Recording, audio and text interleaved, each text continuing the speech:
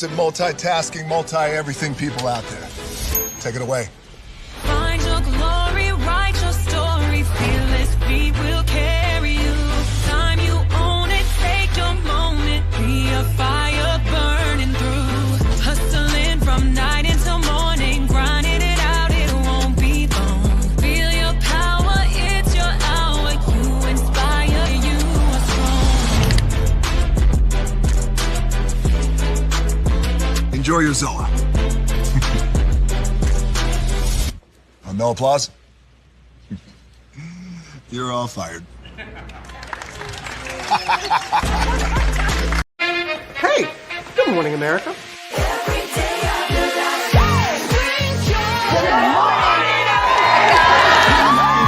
Good morning, America. Good morning, America. Good morning, America. Money. Are you ready? They are ready. Covering the biggest events in the country right now. There's a lot going on here this morning. It's always a good time. That's what the show's about. That's good. Really good. Very good. Coming in hot. Jimmy coming in hot. It's far from elementary. Oh, good morning, America. I'm not going to try to strut like Michael or anything. I have known George a long, long time. Have you ever gotten him to dance? Look at that face. You don't just see it, you feel it. I'm in. I'm in. I'm in too. I'll be there. I am here and so happy. I'm in. I'm in too. I'm in. That tells you something when Snoop Dogg's in. Michael, George, where? Ginger. Prepare for a journey beyond imagination, beyond belief, beyond anything you've experienced before. Universal Epic Universe, a new theme park where you'll step through extraordinary portals to 5 immersive worlds. Prepare for a cosmic voyage of discovery, an isle of fire-breathing excitement, a shadowy world of monsters and mystery, new wonders in the wizarding world, and a new way to play. Plus the splendor of a magnificent resort hotel overlooking the park. It's all new excitement at Universal Orlando Resort.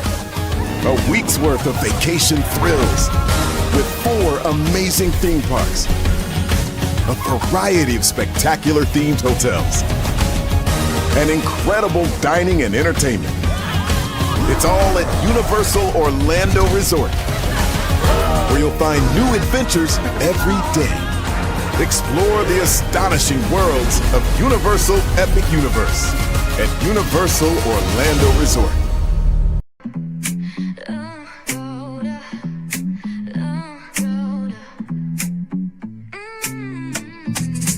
Lights go low, the city goes high. Stories untold under moonlit skies. Brave lonely, got the vibe, got the flow for the culture. Yeah, you already know. Turn it up, lean back, feel the breeze. Late night truths drifting through the trees. It's for the culture, by the culture. Brave lonely's got the soul to show ya. Breaking it down, lifting it higher. Feel the rhythm, spark the fire. Headlines flip with a soulful twist. Behind the scenes where the magic sits. It's the heartbeat of the now and the then, where the story starts and never ends. Tune in, lean and feel the groove. Every moment, a vibe you can't lose. It's for the culture, by the culture. Brave lonely's got the soul to show ya. Breaking it down, lifting it higher. Feel the rhythm, spark the fire.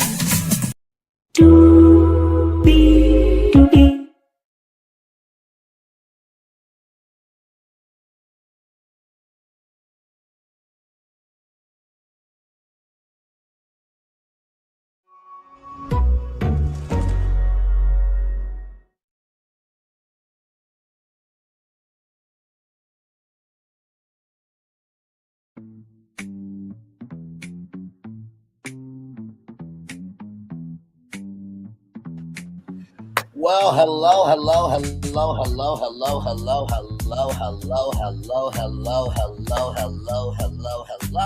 You, and you. Welcome into another edition of Brantley's Virtual Tour Live. We are live on tour. Glad to have all you here in the building, y'all. We got a lot to get to, and we got a whole lot to talk about, rather than a whole lot to get through. We have 1, 2, 3, 4, 5, 6, 7, 8 destinations for you all. Big Tigger, you know him from BT's Rap City, and also too, he did host 106 Park for a period in time, but the destination we want to talk about with him, man, it has DV in it, so trigger warning for everybody if you're still eating breakfast and everything in between. So yeah, we're going to get into that. He does work on the People Station B103 in Atlanta, but we'll get to that. Megan Thee Stallion was at the Tony Awards. She was a part of the opening number. We'll talk about that. Spyro, everybody's favorite purple dragon. That was one of my favorite games back in the day. Well, there's a new Spyro game coming out. We'll get into that. Yes, indeed. By the way, shout out to Summer's Games Fest. By the way, just to let y'all know, Summer's Game Fest only exists because E3 is not around. If E3 was around, Summer Game Fest would be dead. Just so y'all know. Tiffany Simmons is doing something really big for the world of law. We'll talk about that. Tubi, y'all, Tubi's a media company at this point with over 100 million monthly active users. Okay. You know, they did a deal with Kev on stage. We talked about that, but wait till you hear these next two moves that they are doing. Very, very big stuff. iHeartMedia and SiriusXM, will they actually merge? We talked about that here on the show. Got an update for you all on that. Airbnb wants to get into the creator economy, but what if I told you that they've been building towards that? I got evidence, as I usually do.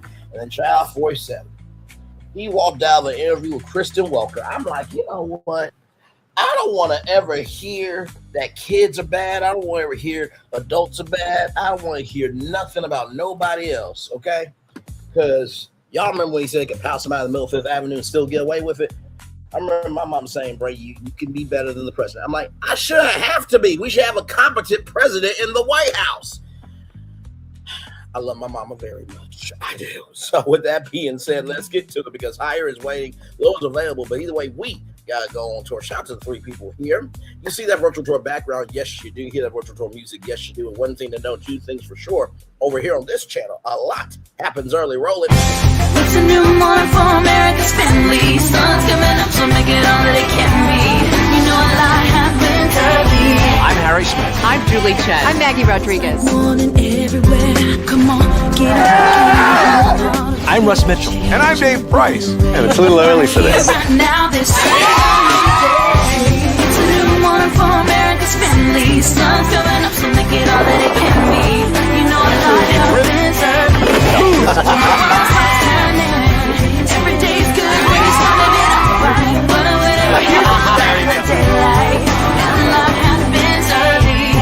Can you feel it? And I say, Good morning, everybody. Are you girls ready for the Jonas Brothers? We have an early show exclusive. Yes. A lot happens early. A lot happens Early. The Early Show, weekday mornings on CBS. It's a new morning. Yes, it is a new morning. Julie Chen, Moon Vincent, Russ Mitchell, Dave Price here, Smith, and Maggie Rodriguez. You're absolutely right with this channel right here. A lot happens early. Good morning, everybody. Hopefully all is well for each and every single one of you. Let's get to the getting and doing what we do. We have 8 destined. Hang on, wait. I'm trying to get all the fingers in there. It's cut off. So that's 5. That's 8. 8 destinations for y'all. We're going to start off with Big Tigger. Oh, man, there's nothing bouncerific of fun about this right here, y'all. And yes, I just pulled a Tigger on Big Tigger. Don't at me, okay? All right, let's get into some things here. So, we'll kick it off with the Jasmine brand here. Everything we know about the DV allegations against Big Tigger. So, this is Alicia Brown. Trigger warning for everybody. Now, she shared this to social media, right? And she got stitches near her eye and wrote, someone asked my husband why my face happened, right? And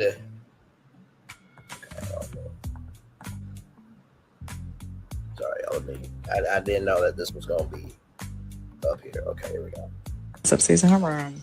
Well, she was sleeping in her room, but we all know that is not happening. And Big Son's is upstairs in his room. Of course, he doesn't go anywhere else. It's upstairs in her room. Well, she was sleeping in her room, but we all know that is not happening.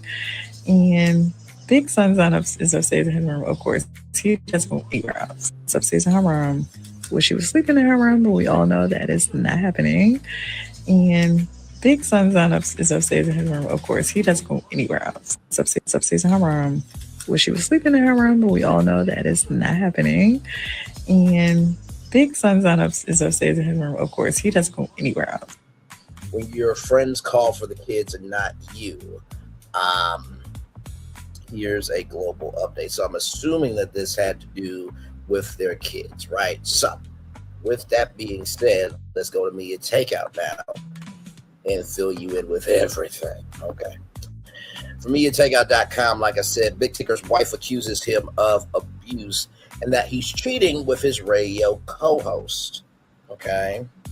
This is all alleged. All right, here we go. Big Tigger's baby mother, Alicia Brown, drops distressing, tearful videos exposing shocking injuries and accuses radio legend of workplace infidelity.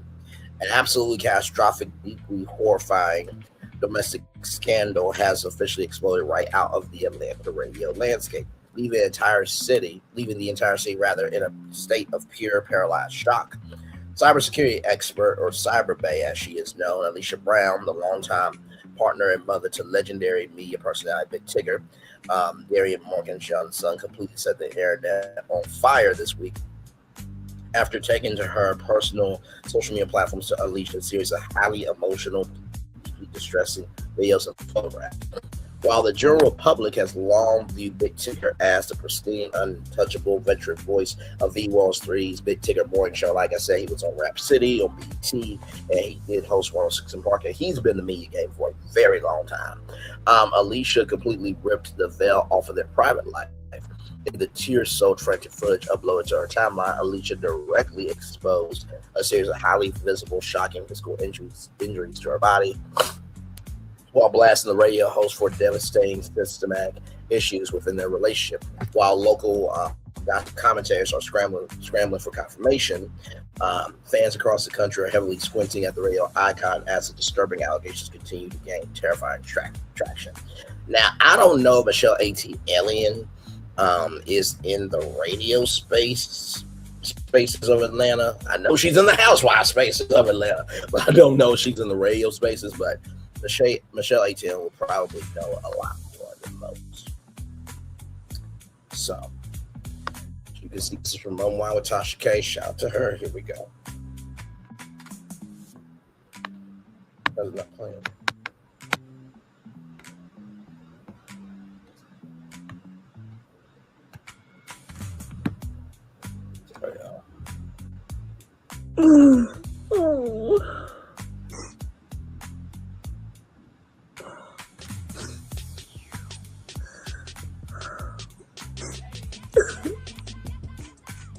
So that is that there. So apparently, I think Tasha K tried to delete the wife's name. I guess out of respect.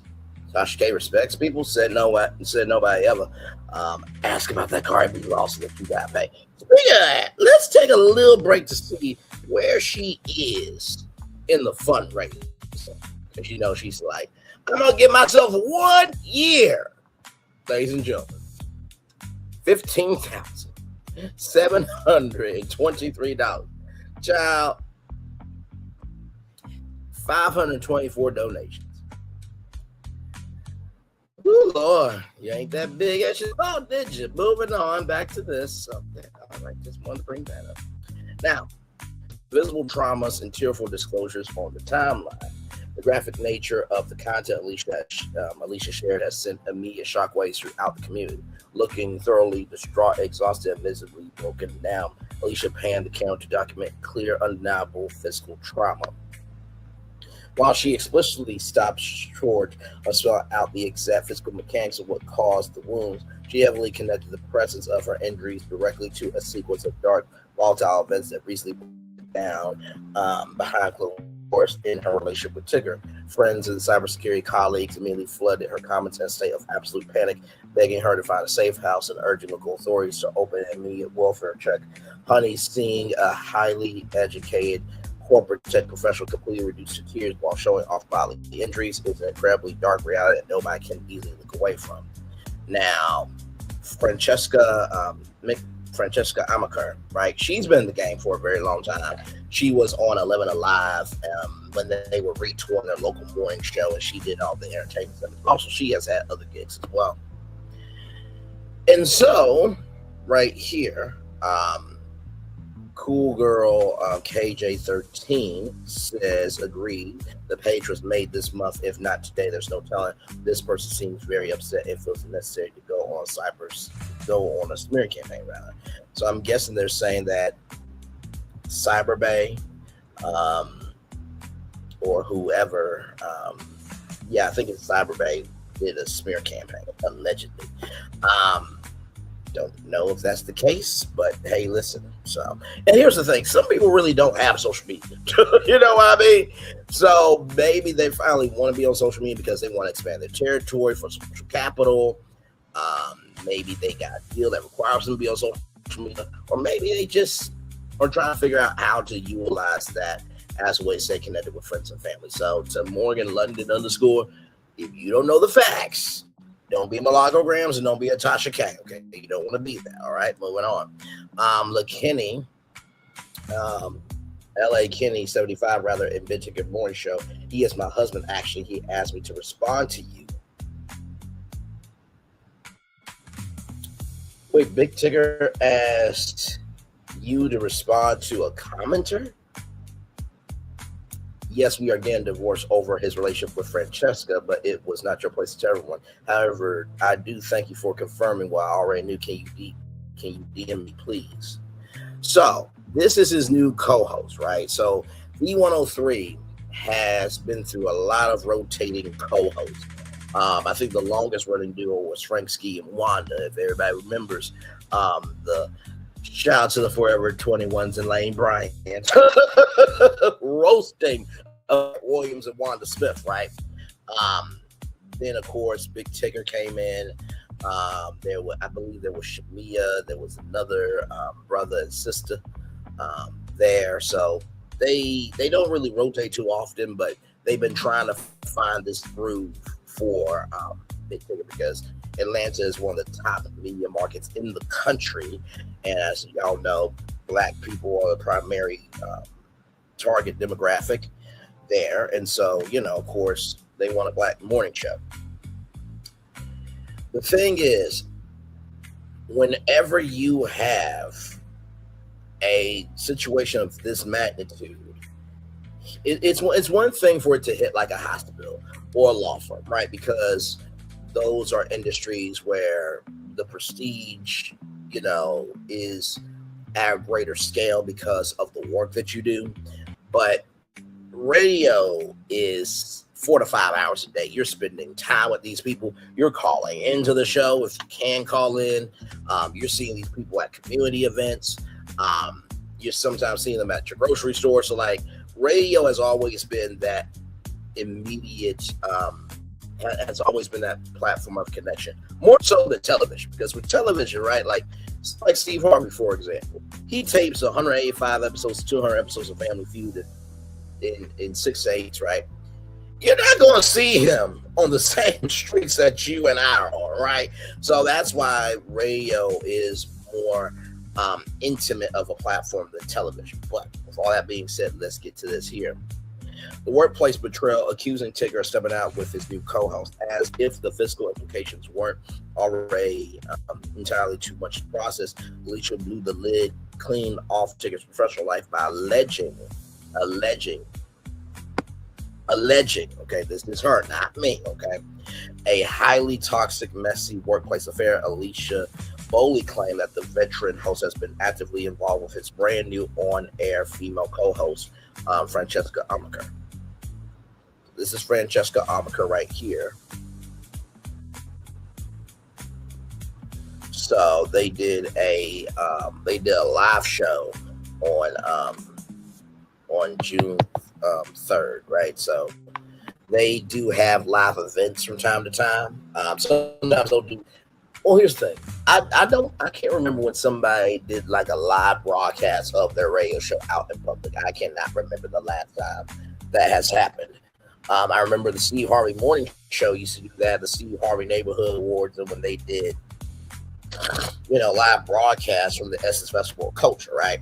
But that hasn't happened in a long time. But I'm guessing this might have been a live broadcast, or this might have been like a separate event, right? The timing of this messy accusation is an absolute public relations nightmare for the network, for the station, more of a radio station than a television network, or television station rather. V103 just aggressively rolled out a massive, highly publicized morning show restructuring, officially installed Francesca, an Emmy-winning former television reporter and native Atlantean, directly in the co-host chair right alongside Tigger. Francesca proudly boasted during their press runs that she and Tigger possessed an organic, elevated chemistry, but according to Alicia's explosive claims that chemistry wasn't just professional, Alicia indicated that the brewing workplace entanglement. Of course, we got Jay Pinkett Smith in here with entanglement, my lord, completely poisoned the sanctuary of their household, ultimately pushing their domestic dynamic past a violent breaking point. So here are these two here. The marriage question, untangling the legality of their unions. The sudden chaotic unraveling of their home life has left casual fans intensely confused, regarding the couple's true legal status, while many local industry circles, routinely referred to Alicia as Tigger's wife due to their shared luxury home, public family outings, and high-profile lifestyle. Close sources whispered that it remains highly unclear whether to ever actually sign an official state marriage certificate. So we got another Yandy and Mendici situation, like y'all live together but y'all not married. What is 100% factual, however, is that the two share a beautiful young toddler son together, whom they welcomed after years of trying to expand their family. Tigger famously wept tears at dawn radio when his son was born, proclaiming it is the greatest achievement of his entire life. But as for horrific details of this domestic fog continue to spill across the internet, critics are pointing out that child safety and mother's well-being matter indefinitely more than a radio legacy. Tigger has currently locked down his social media comment section into absolute oblivion, refusing to offer a single word of defense, as to say demands real accountability. So, what do I think about this destination? Well, first of all, I mean, Big Tigger, he always has seemed to me very even keel, right? And if this did happen, right, because I wasn't there, you wasn't there, we weren't there as a culture. If this happened, Big Tigger should be fired from V103. And he should be fired from the industry, right? And I know that that's very harsh to say, but no, bro, you can't beat up on your wife. You can't. Just like a woman should be able to beat up on her husband. Okay? Fair is fair. We don't want children to be abused. We don't want babies to be abused. Men and women should not be abused either, right? Now, of course, we do know that there are some women who do lie about being raped and everything in between, and those women deserve to be punished just like those men deserve to be punished as well for lying on women, right? I think the biggest thing to me is, because Francesca is so new in this job, like, how long has this been going on? Because they recently just announced, Francesca as the new co-host. It hasn't even been a couple of months since she's been the new co-host. And I don't know how V103 is handling it. I don't know if Tigger is still going on the air every day. I don't know if Francesca's going on there every day. I mean, of course, they probably still are, because in the world radio, advertisers pay for ad time. So you got to keep the business going, unless there is somebody, taking over the morning show, and then Francesca and Big Tigger are on leave until investigation happens. I feel sad for the wife. I feel sad for their son. Like I said, we gotta wait for all the facts to come out. But those pictures and that video that we saw of her having, stitches in her close to her eye, and this situation is just very heavy. It's tragic, and also too, it's just beyond the pale of disrespectfulness rather of being up on women. So I'll keep you updated with what's going on, but I wanted to bring that to you all there. Let me see if there's anything else here. So let's look at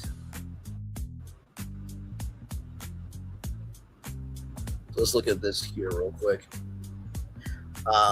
As speculation grew, this is from Jasmine, right? As speculation grew, Amaka rather seemingly addressed the rumors where he posted a message about hearing an untrue rumor and not knowing how to defend herself.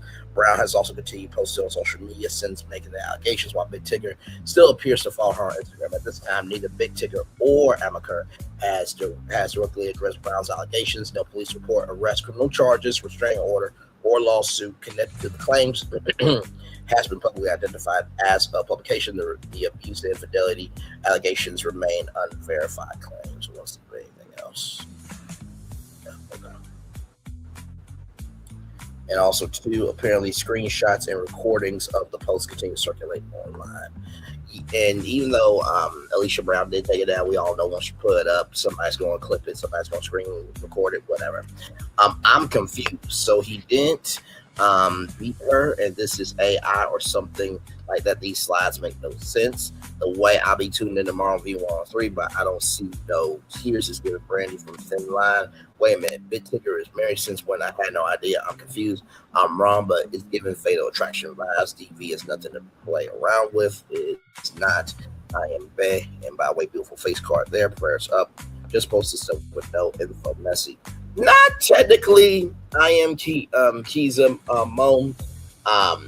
This is a actual story, right? So they're posting what so the Jasmine brand and me, everybody's posting what they have at the time, right?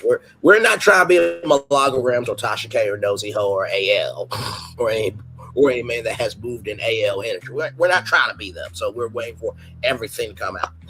But her day is still missing. SMA, she needs to be looking for her. Kind of confused on that comment there.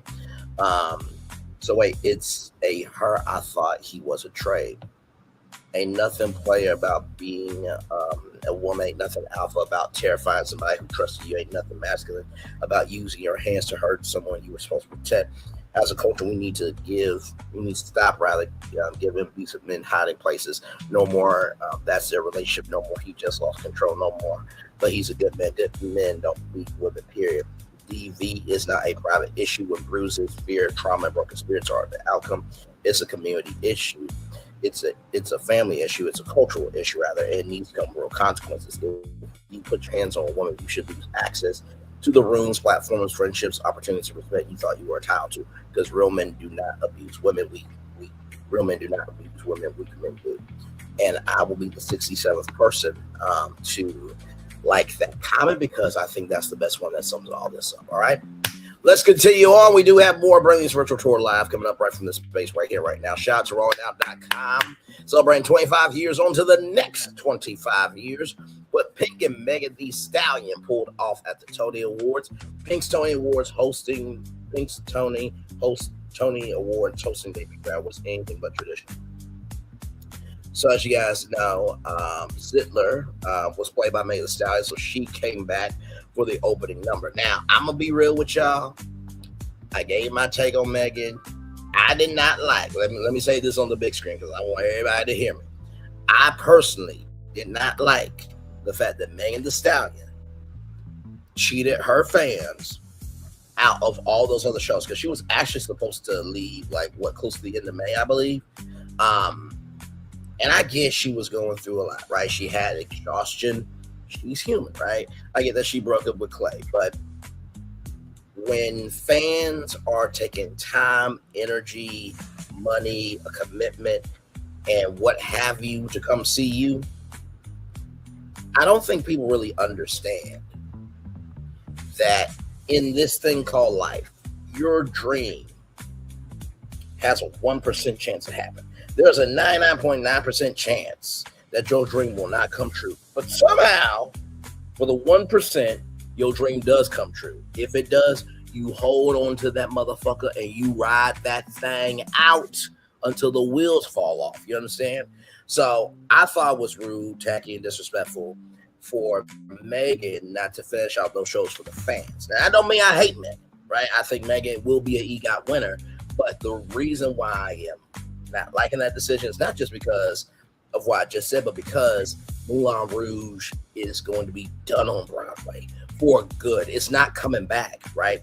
So I know the cast was very supportive. I know the staff and crew were very supportive, but it would be understandable if it was a show that was still going to be on Broadway and then you left because you needed to get yourself together. Understandable. But when it is a Broadway show that is ending for good, the least you can do is ride it out until the end, right? So that's just my take. But I still love Megan Thee Stallion, right? And like I said before, we can have an opinion, but not be like a Malago Grams or Tasha K or AL or any man that has done anything of that nature to a celebrity, right? So let's just keep it a buck. We can have our opinions of somebody and not like something that they do, but we don't gotta be an asshole about it. Okay, all right, moving on. Now back to this here. All right, Pink wasted no time hosting the Tony Awards on Sunday. She launched a ceremony for parody of Lady Marmalade, the 2001 hit originally recorded with Lil' Kim and Christina Aguilera from Moulin Rouge, retail as leading Lady Marmalade. The number gave a nod to Broadway's biggest stars, while Megan Thee Stallion stepped in to rework the rap originally delivered by Kim. And she said, I don't know these guys. These guys were just holding some cake. I'm like, child, be lucky it wasn't me because I would have been eating the cake. Pink is like, wait, where's Megan? Braylon! I'm so...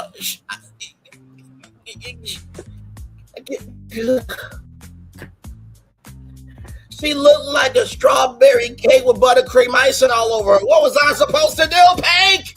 Hell, you can do aerial stuff and Megan's blessed just to exist. What you want me to do?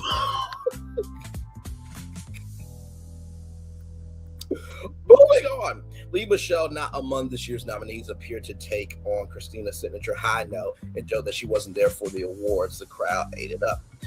June Squibb, still to sing the night's most unexpected moment, came from June Squibb, the oldest acting nominee in Tony Awards history, nominated for Best Featured Actress in a Play. Squibb was the front row when production pulled her in for a brief cameo, set to the melody of Moko Chaka. Yeah, she delivered a quick, sharp line about every role she has played. It landed perfectly. Pink set the tone early before the show. Pink made her intentions clear. She told Broadway.com her only condition for hosting was for freedom to make fun of herself the moment she hit the stage. She wanted the night to feel like a celebration, full of fun and free of pretension. Pretension, that came through from the first number to the last. A Chicago tribute.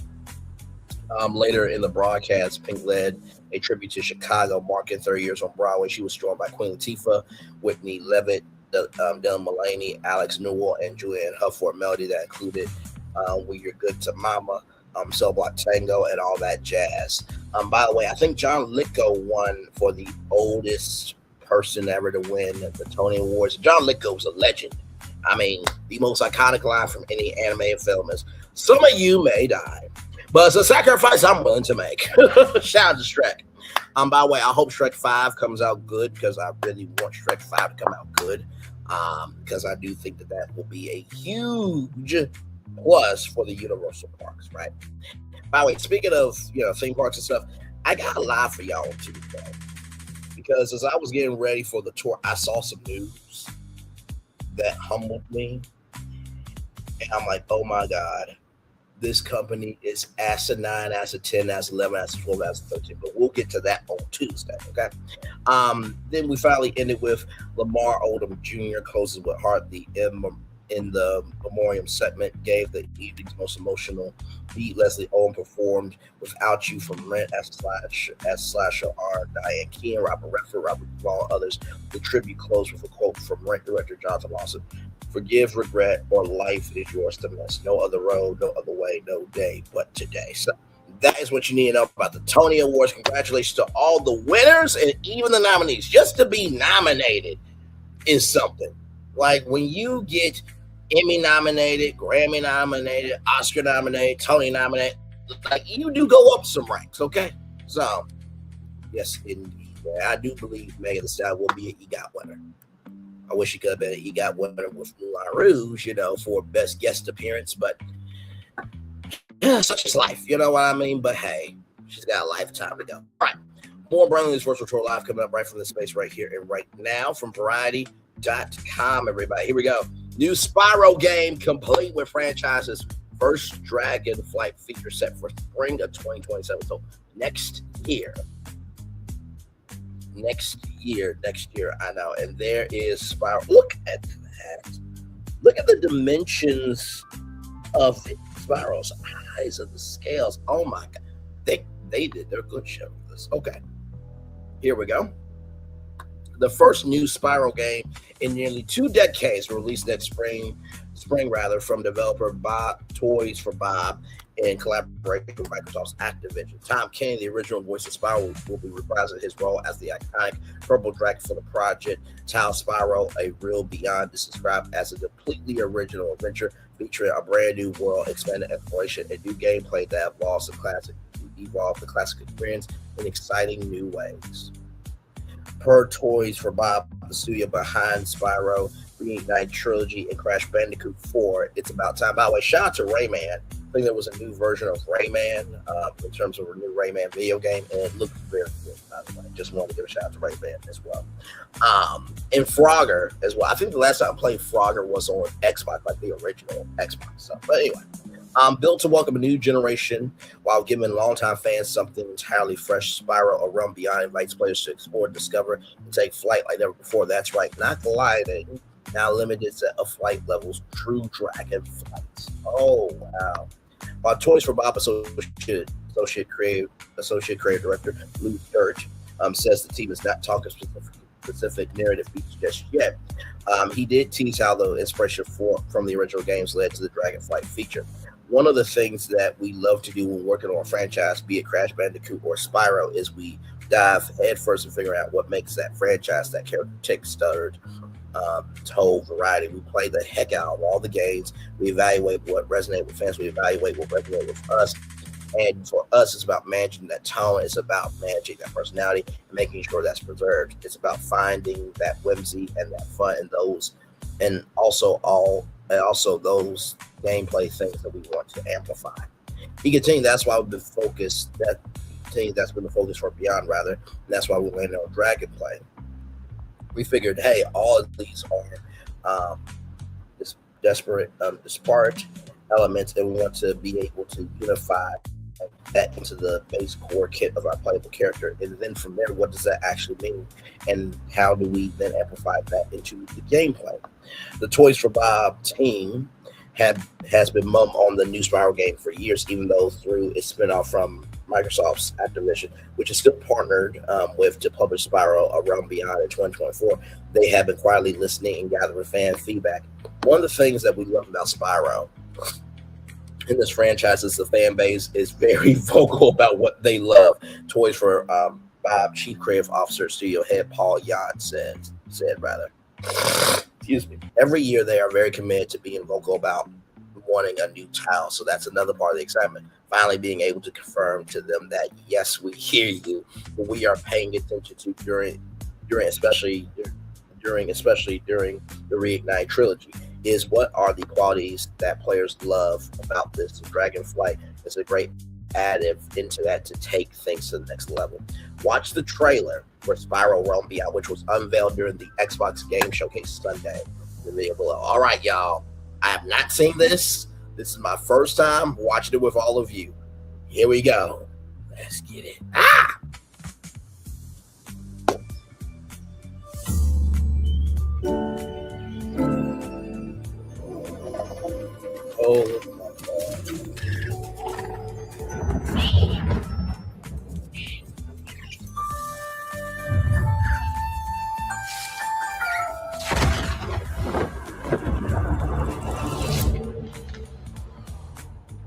Whoa, what is that?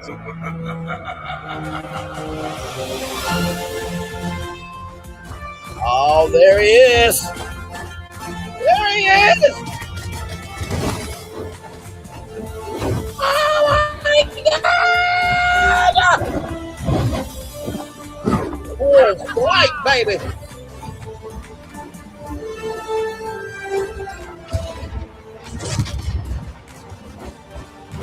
Oh, boy. Look at this. Oh, flight. Oh, my God. Oh, that looks so motherfucking good. This is why we need E3. Fuck Summer's Games Fest. Fuck Summer's Game Fest. Fuck Summer's Game Fest. And listen, I know the guy. What's the guy's name? What's the guy's name? I guess I need to bring it. I need to bring his name up. And this is no disrespect to him. No disrespect to him at all.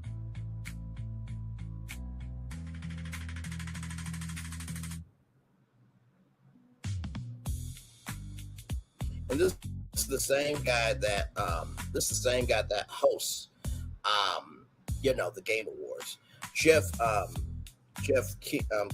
Kingley, right? I'm sorry for butchering your name. Brother, I love you. Thank you for what you've done for the video game industry. But E3 needs to come back. The only reason why Summer's Game Fest is around, because there's no E3. If E3 was still here, they would have evolved it. Summer's Game Fest would not exist. Just know that. Okay, that's the only reason why you got a job. Now, before y'all say, well, Brandon, he's a video game journalist. He's actually knowing you're not. Here's the thing. Neither are you. Shut up. Okay, know your role, stay in your place, and drive your speed limit. This is a conversation between lovers of games. Not saying he's not a video game girl. Not saying he doesn't have career. Not saying that the Game Awards don't matter. Not saying that. Glad Summer's Game Fest is around, but come on, y'all. We all know E3 was the shit. Come on now. What we doing here? What we talking about? Are you out your mind? Moving on. Okay. I can see them. Yes, put Braylon Lee's picture at the front door. You're not allowed it. I'm like, I'm sorry. I got told by NBC Universal that we had to be here. And believe me, I don't want to be here either. I'd rather be at E3, but this is what it is. Speaking of that, I want to bring up something real quick.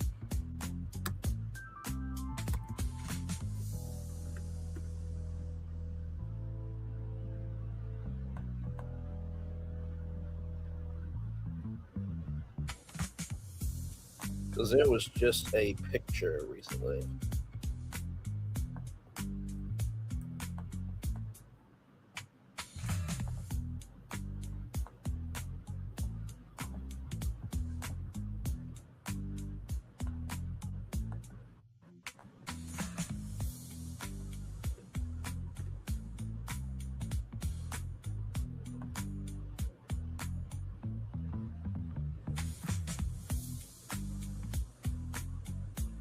So right here.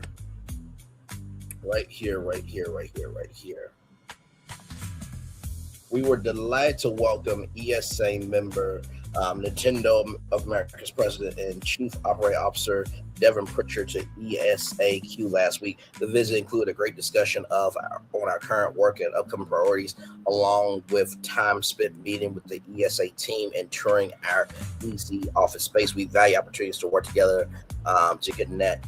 We value opportunities like this to connect face-to-face with leaders, our member companies, as we work together to support the future of the video game industry. So those two right there met, and a lot of people were like, wait a minute, Nintendo going to bring back E3 now? That's not confirmed, but just E3 needs to be back. I mean, the way that, if y'all will indulge me in my geekiness for a minute, when I watched the G4 network and they were live on the convention floor of E3, like they would showcase the whole presentation live on TV, and then right after that, they would be on the convention floor talking to the game developers, talking to the designers, talking to everybody about the announcements. And during the interviews, they actually got exclusive info that you could not get anywhere else. So like G4 was the place, not to mention too, they broadcasted Comic-Con, they covered the CES Consumer Electronics Show. So G4 is one of those networks where it's like, it should be on TV. There's so much nerdom news to talk about. And I think that's why I do cover theme parks. I think that's why I do cover video games. I think that's why the channel is the way that is. Like, sure, we cover media, entertainment, pop culture, in a great fashion. But when we get to talk about video games and theme park news and commerce, that is you guys getting to see the creative side of me when it comes to business. And G4 and E3 should still be here. It should. I'm not saying if I was in charge that it would be the greatest thing of all time, but hello, have I ever missed in my media commentary? No, I have not. Moving on. So, with that being said, let's continue on here. Like I said, no disrespect to Jeff and the great Video Game Awards and great Summer Game Fest, but without E3 being here, that's why that exists. Okay, let's move on. So, this sister right here from Black Enterprise Magazine, from Black Enterprise Magazine, BlackEnterprise.com. This sister right here, gorgeous sister. Love the face card. This Black attorney is building a lawyer museum in Atlanta and is documenting the journey in real time. Attorney Tiffany Simmons is widely known as the Plug's lawyer. Originally published on blacknews.com. Shout out to blacknews.com. We love them very much.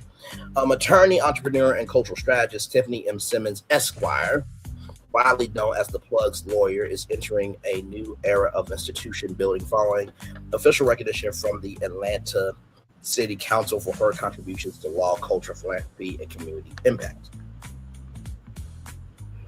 The official proclamation issued May 1st formally acknowledges Simmons' vision to establish the Lawyer Museum, a permanent world-class institution in Atlanta dedicated to preserving, documenting, and elevating the legacy of Black attorneys and their contributions to justice in America. Absolutely amazing. Simmons has spent more than 16 years building influence across law, media, publishing, philanthropy, and cultural programming without institutional backing or traditional gatekeepers. Through Simmons Law, LLC, and media platforms, including Hood Court. Oh my God. I can only imagine the episodes. She has become known for merging legal authority with cultural conversation in ways that reach beyond the courtroom. Now that work is evolving into something larger, a public movement centered around preserving legal history, creating cultural experiences, and building permanent institutions designed to outlive her. This is bigger than a museum, Simmons said. This is about documenting history while we are still living it, rather. I was about to say, or still alive to create it. Preserving the brilliance of Black attorneys and creating a permanent space where culture, justice, education, and legacy meet. The proclamation specifically recognizes Simmons' leadership, in advancing the Lawyer Museum initiative, while also acknowledging her impact through civil engagement, philanthropy, mentorship, and cultural leadership throughout the city of Atlanta. Throughout spring and summer 2026, select public experiences hosted by the Plug's Lawyer brand will support fundraising efforts toward the permanent home of the Lawyer Museum in Atlanta. So this is already passed, but this was one of the experiences. Champions Coachella. I'm surprised she didn't get a suit from the Coachella organization, because I remember when DJ Envy tried to do Coachella, he got some paperwork from the Coachella people. But continuing on, the May 1st, 2026 premier fundraiser brought together leaders across law, media, philanthropy, and the arts. Ricky for Youth, a Mother's Day wellness initiative focused on healing, mindfulness, emotional wellness for young people. Paddles and Pours, June 21st, so this is coming up, a June 21st, 2026 cultural summer experience in Atlanta, blending music, community, wellness, and philanthropy. Simmons is also documenting the road to open the Lawyer Museum in real time, a journey expected to serve as the foundation for a future documentary project centered on law, power, culture, resilience, and legacy building in modern America. The Lawyer Museum is projected to open its permanent Atlanta location by December 2026. Oh, she's talking this year. Oh, okay. Go for it, prosper, and multiply. Tiffany Simmons is an Atlanta-based trial attorney, founder, media personality, entrepreneur, and cultural strategist. Known as the Plugs lawyer, she is the founder of Simmons Law LLC, creator of Hood Court, and the visionary behind the Lawyer Museum Initiative. In May 2026, Atlanta State Council officially recognized Simmons for her contributions to law, culture, philanthropy, and community impact. Learn more at theplugslawyer.com. So, first of all, what do I think about this destination? First of all, it's been long overdue. I think the way that Ida B. Wells recorded what happened with us being hanged from trees to Daisy Bates and what she did with the newspaper in Little Rock, Arkansas, and covering the people that defended us, right, to clear our names. I think a museum is a beautiful tribute to the past. It's a beautiful tribute to, recognize what's happening now, and it's a great time capsule to showcase the future that, hey, guess what? We do have power. Amen. Amen there. So here she is here. $160 million verge earner. Come on. That is amazing. So she is a reoccurring legal voice on TV One's Fatal Attraction, and for my man, Court TV, Law Crime Network, News Nation Live, the Rio, and regional news outlets. And also, too, in December 2022, Simmons originated a wrongful death mass powering case that resulted in a landmark $160 billion jury verdict after strategically partnering with national trial firm Beasley Allen. Go right ahead. I'm not mad at you. So, of course, she's got legal services. So, 2-hour consultation, $3,000. Criminal defense representation, 24-hour services start at $20,000. Misdemeanor representation services start at $10,000. Traffic court, $250 to $1,000. Wrongful death and personal injury varies per service. Business and entertainment law varies per service. Hourly service, $800 per hour. Estate planning varies per service. And then right here, color outside the lines. This is a wellness course for $10,000 for 2 hours. And then right here, speaking engagement compensation package. So she's got some stuff. And of course, she's got products there. And then I guess her YouTube channel would have the Hood Court, I guess. Okay, right here. So here is Hood Court.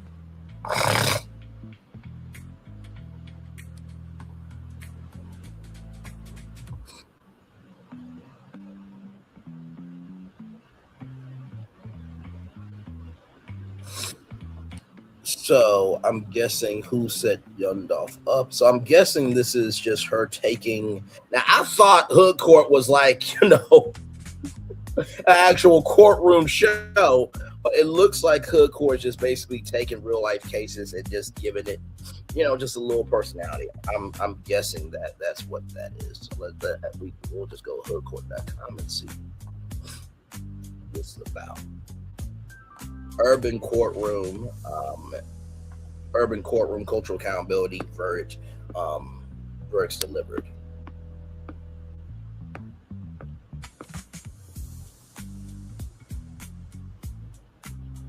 So she launched this on she launched it 2020 on Instagram Live, 250,000 peak live viewers per show, transitioned to produce YouTube episodes, trademark brand, and she is looking for a bailiff, right?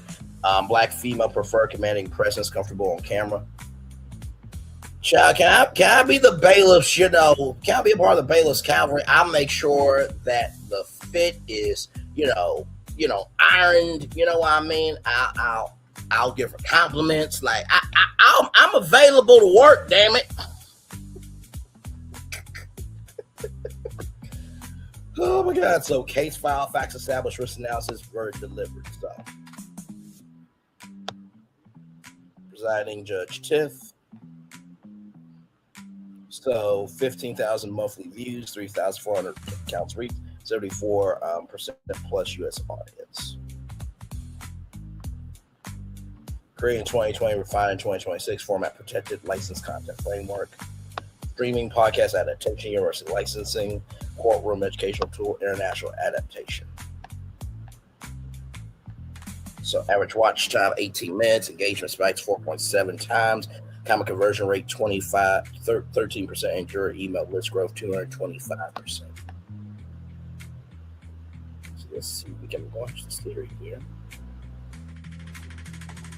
That'll just takes us back to the YouTube channel. So I'm confused here. I'm trying to find.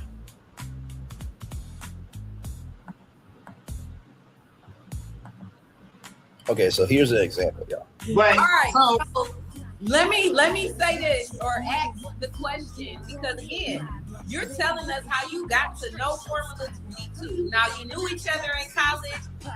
Did you date then and break up, or were you dating off? Because you just said ex. I'm sure you may have. So I'm guessing, like I said, she brings people on, and using her law experience, she's able to make verdicts. I'm guessing that's the format there. But congratulations to her, though. Any black woman making it do what it do in our community for the good, I will always support that for sure. All right, y'all. So we gotta talk about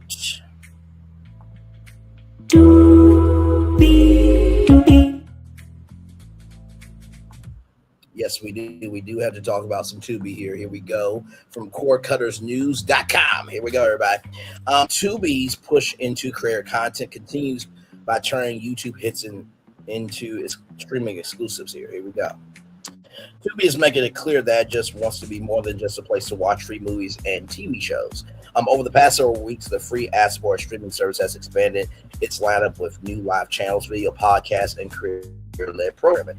It's also now bringing one of YouTube's most popular automotive series to a wider streaming audience. The latest example is High Low, the flagship series from Donut Media, which recently debuted an exclusive new season on Tubi. The move highlights a growing trend in streaming platforms look beyond traditional television and toward creators with massive built-in audiences. Donut Media's popular series High Low series finds a new home. Donut Media announced the new season of High Low is now streaming exclusively on Tubi. The 6-episode season titled High Low 5K Civic versus 50,000 Civic follows the familiar formula that helped make the series a hit on YouTube. The Donut crew takes two Honda Civics, modifies them using dramatically different budgets, one with affordable parts and the other one premium components, to see how much performance the extra money actually buys. The season culminates in the head-to-head showdown, giving viewers a chance to see whether expensive upgrades really deliver better results. According to Donut Media, High Low has generated more than 200 million views, making it one of the brand's most successful series. The company says that its YouTube channel has surpassed 3 billion total views and reaches millions of automotive enthusiasts around the world. For Tubi, the partnership brings a proven creator brand to a platform that already reaches more than 100 million monthly active users. Donut executives called the partnership an opportunity to introduce High Low to a broader audience while keeping it free for longtime fans. Part of a much bigger strategy, the Donut Media partnership is just one piece of Tubi's broader creator content push. Tubi recently announced a deal with SiriusXM that will bring popular video podcasts to the platform. The lineup includes shows such as Conan O'Brien Needs a Friend, Ryan Mango, School of Greatness, and What Now with Trevor Noah. Giving viewers more podcast content to watch on their TVs instead of simply listening onto audio platforms. Tubi has also expanded creator partnerships through a deal with comedian producer Kevin on Stage. We talked about this on the show. The agreement adds new seasons of Safe Space along with original scripted content, feature films, and stand-up program. The company says its creator program now includes more than 20,000 episodes, over 300 creators. I mentioned Mr. Beast is on Tubi as well. Taken together, these moves show how Tubi is positioning itself differently from many other free streaming services. Rather than relying solely on licensed movies, reruns, and free advertised streaming television channels, the platform is investing in creators who already have passionate fan communities. At the same time, Tubi continues to expand its traditional free advertised streaming television offerings after recently adding 5 new channels, including Jubilee, Law and Crime, Mythical 24/7, Love Island, and Paternity. These additions give viewers even more always-on content without requiring a subscription, reinforcing Tubi's position as one of the largest free streaming services available in the United States. The service still offers thousands of free movies and TV shows. It's also becoming a destination for content that originates outside of traditional Hollywood. From video, podcasts, and career-led series to exclusive releases from major YouTube brands like Donut Media, Tubi is building a library that viewers won't necessarily be able to find on competing free advertising streaming television platforms. In a crowded streaming landscape, Tubi is standing out by betting on creators and the artists they built, playing a major role in the future of free streaming. So, what do I think about this? I'm not surprised by this at all. Like I told y'all, there was studios from Tubi where your movie or TV show could be a Tubi original. That's why you guys always see Tubi.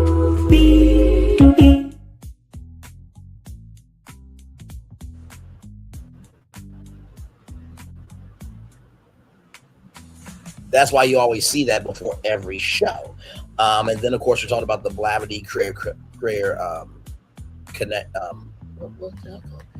Collective, Blavity Creator Collective, where your content could be seen by 250 million monthly active users. Now, I applied for it. I had heard none back from Blavity. Not one thing. Okay, I even did a whole live stream tell you how you can enter. I haven't heard nothing. And then, of course, NBC Universal launches with the Accelerator. By the way, you have 1 week, 7 whole days, in the words of Tony Braxton, to submit your television concept or pitch for your chance to be one of 5 to get a $20,000 development deal from NBC Universal, where your show can be built up by them, and it could be a possible green light consideration to air on Peacock.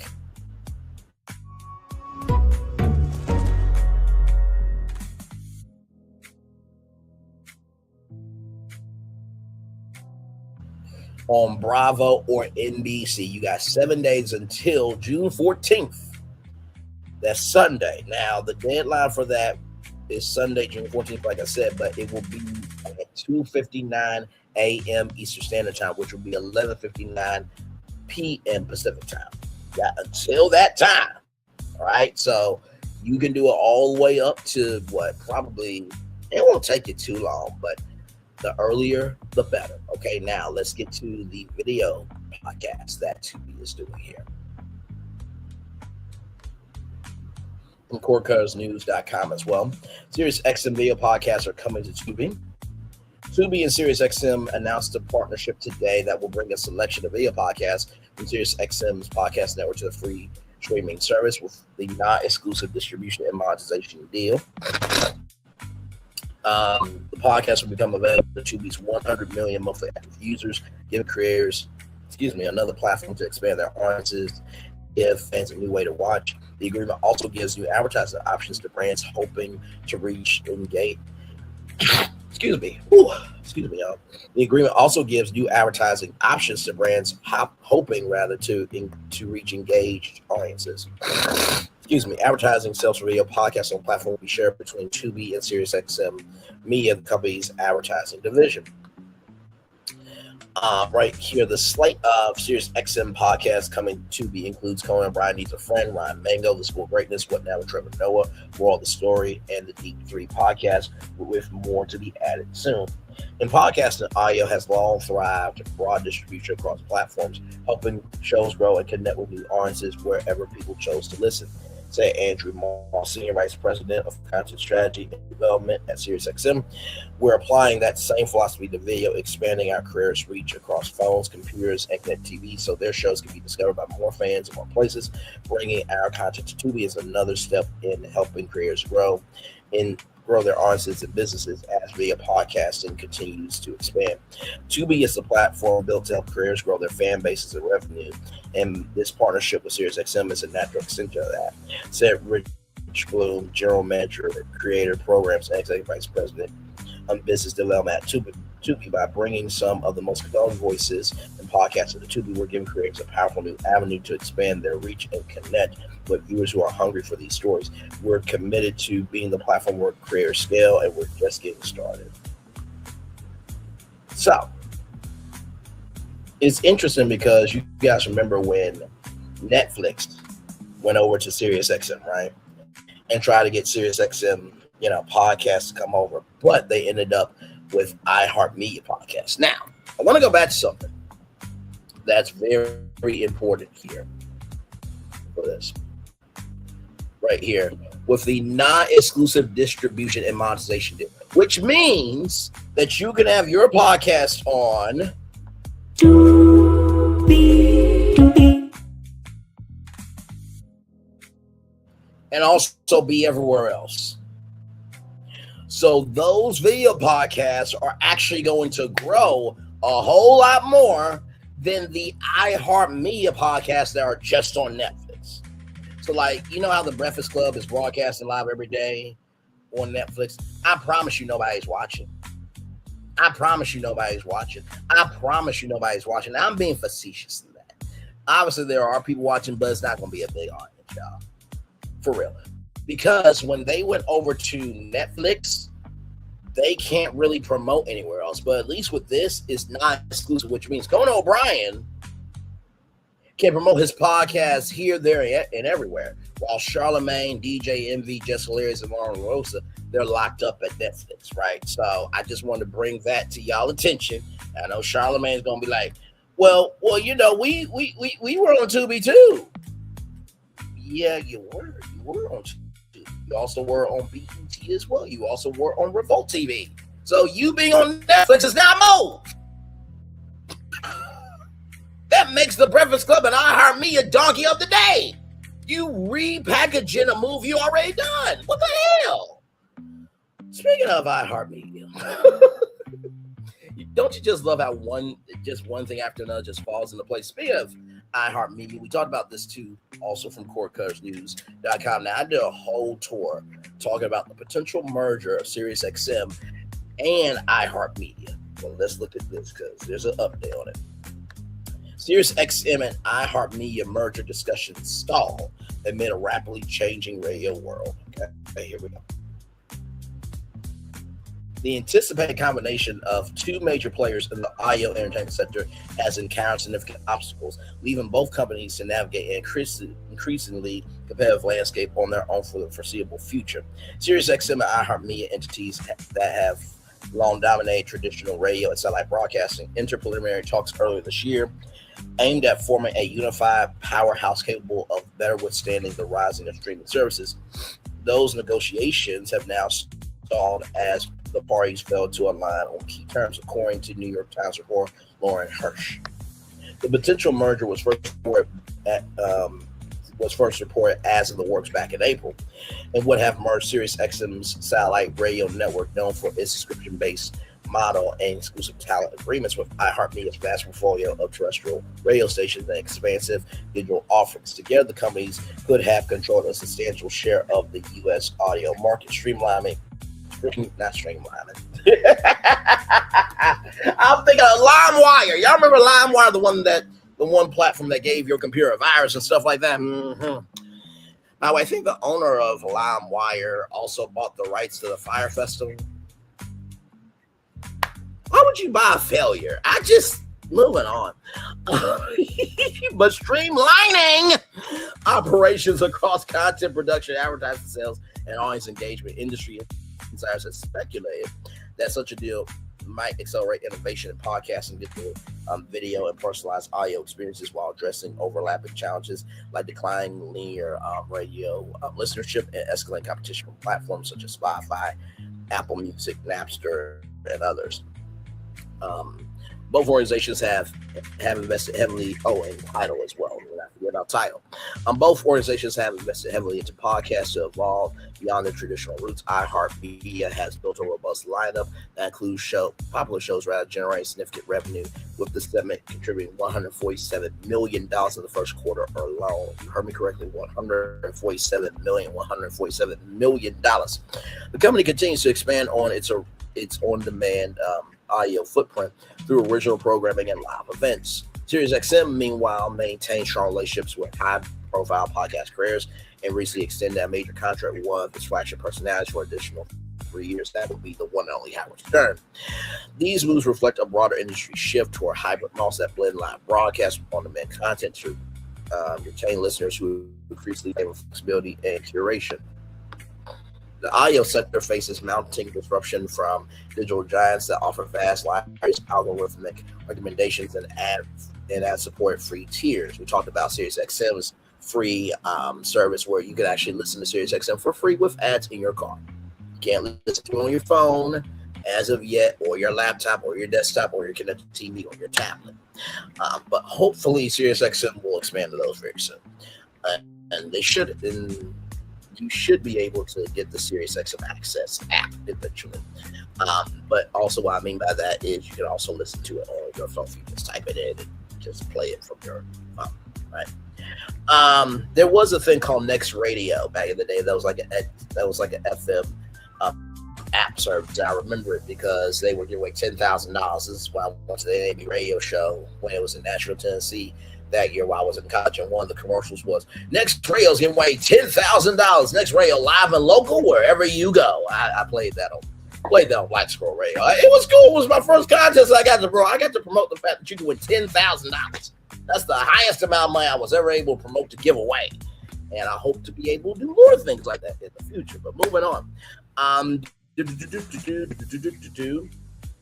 traditional broadcasters have struggled to maintain relevance as younger audiences migrate to mobile-first platforms. The combined entity might have achieved economies of scale in content acquisition, technology infrastructure, and marketing, potentially reducing costs and enhancing bargaining power with advertisers and creators. About the merger, each company must independently refine its standalone strategy, balancing legacy radio assets with aggressive digital expansion.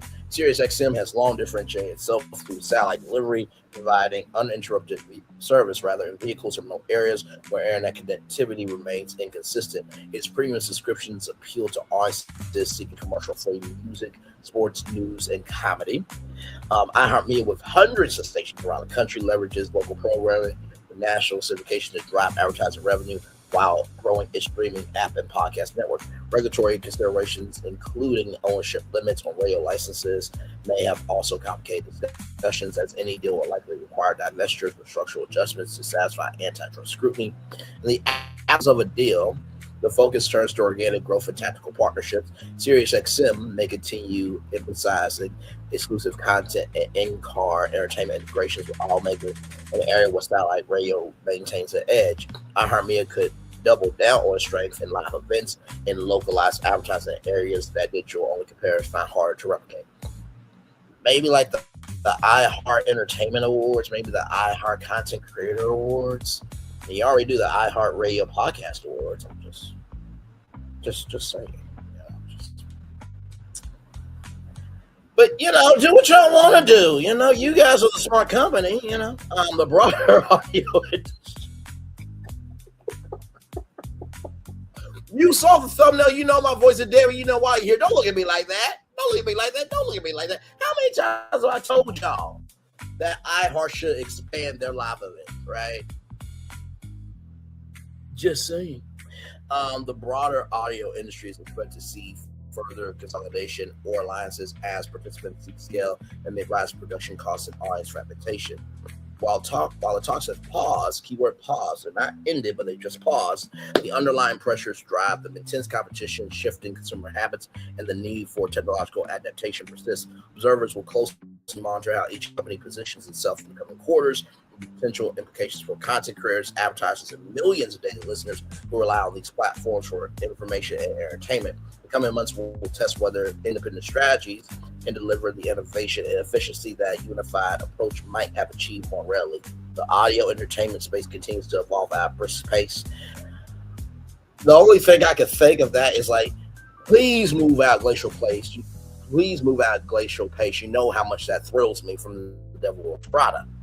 And the outcome of these stalled negotiations serve as a reminder that even promising alignments can falter when details prove difficult to resolve. Stakeholders across the industry will be watching to see what strategic pivots emerge next. What do I think about this destination? I'm not surprised that talks are paused. I think the licensing, and also too, is iHeartRadio want to give up all these radio stations across the country because that's their infrastructure, right? And then SiriusXM, they have exclusive deals with personalities and podcasters and everything else. So they have, so this is the thing. SiriusXM curates content, iHeartMedia broadcast content, right? So do you want to give up part of your infrastructure just to be a combined entity? I think that's the question, right? So we shall see. Now, something that is very interesting that I want to bring up to you all is something that both companies did. Okay.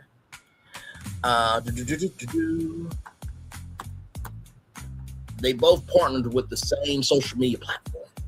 Okay. Just want y'all to know this. So, in case you did not know, SiriusXM had TikTok Radio. Now, of course, it's no longer around, unfortunately. But this right here, TikTok gets a 24-hour SiriusXM channel. Pandora launches TikToker hosted playlist, right?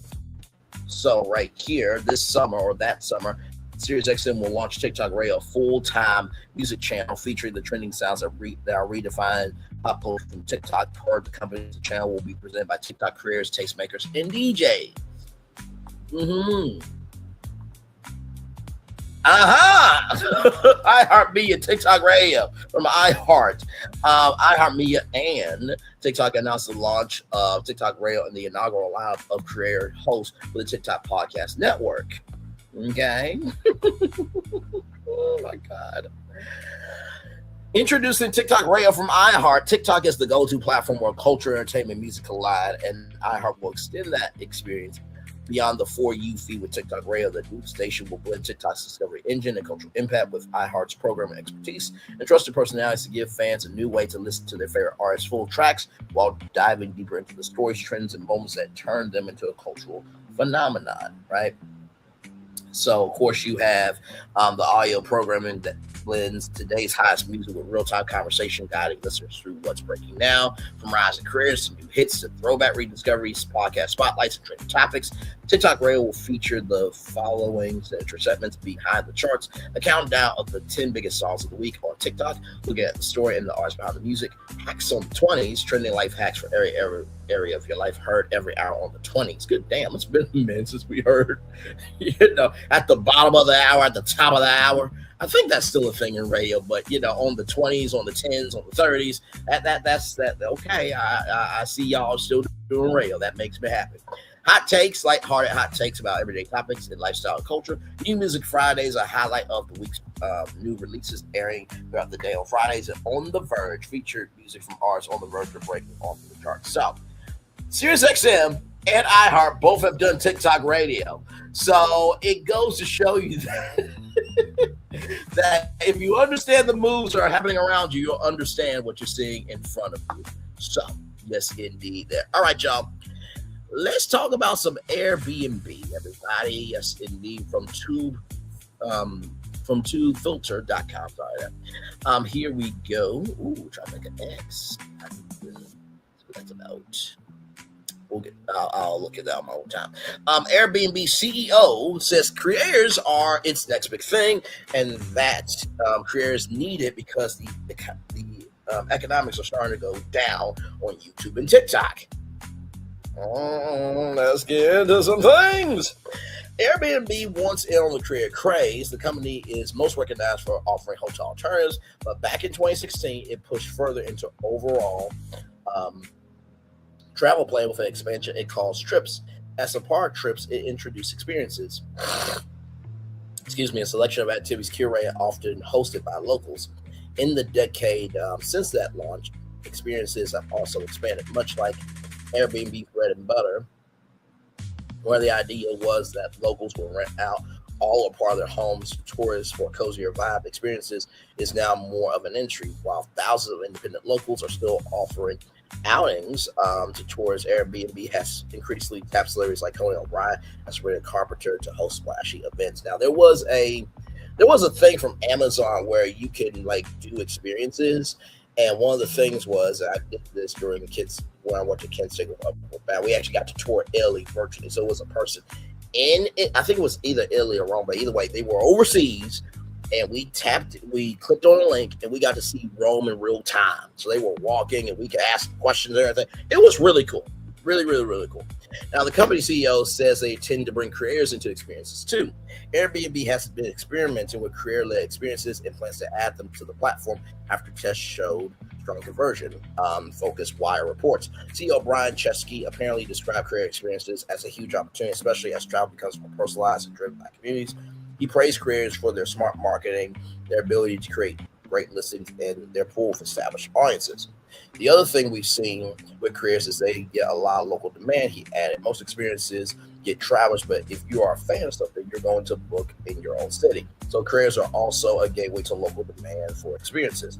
He also knows that Airbnb sees itself as a way for creators to ramp up their earnings, claiming rather that the hosting is waning down a bit. The economics are starting to go down across platforms like YouTube, TikTok, and Instagram. Also, there's a maximum. You can only post so much before it feels commercial and solicitous. So there's got to be other ways to make money. He said, we're not sure where the assertion about economics going down is coming from, but we do agree that creators should always be keen to diversify their revenue streams. They always say, if you want to be rich, have separate streams of income, because it all comes back together in a pot. Chesky claimed interest from creators have been really hot, especially from creators who want to foster more in real life fan connections. The other thing we've heard from creators is even more is that they want to meet people following them. He said that being a creator, sometimes you want to know who's liking your content, who's commenting. A lot of these people want to step inside your world. Airbnb hasn't released any data about its test, nor said which creators it's working with, but we know that there's a real appetite for in real life events. But we're not certain Airbnb quite gets our world yet. Yes, we'll see.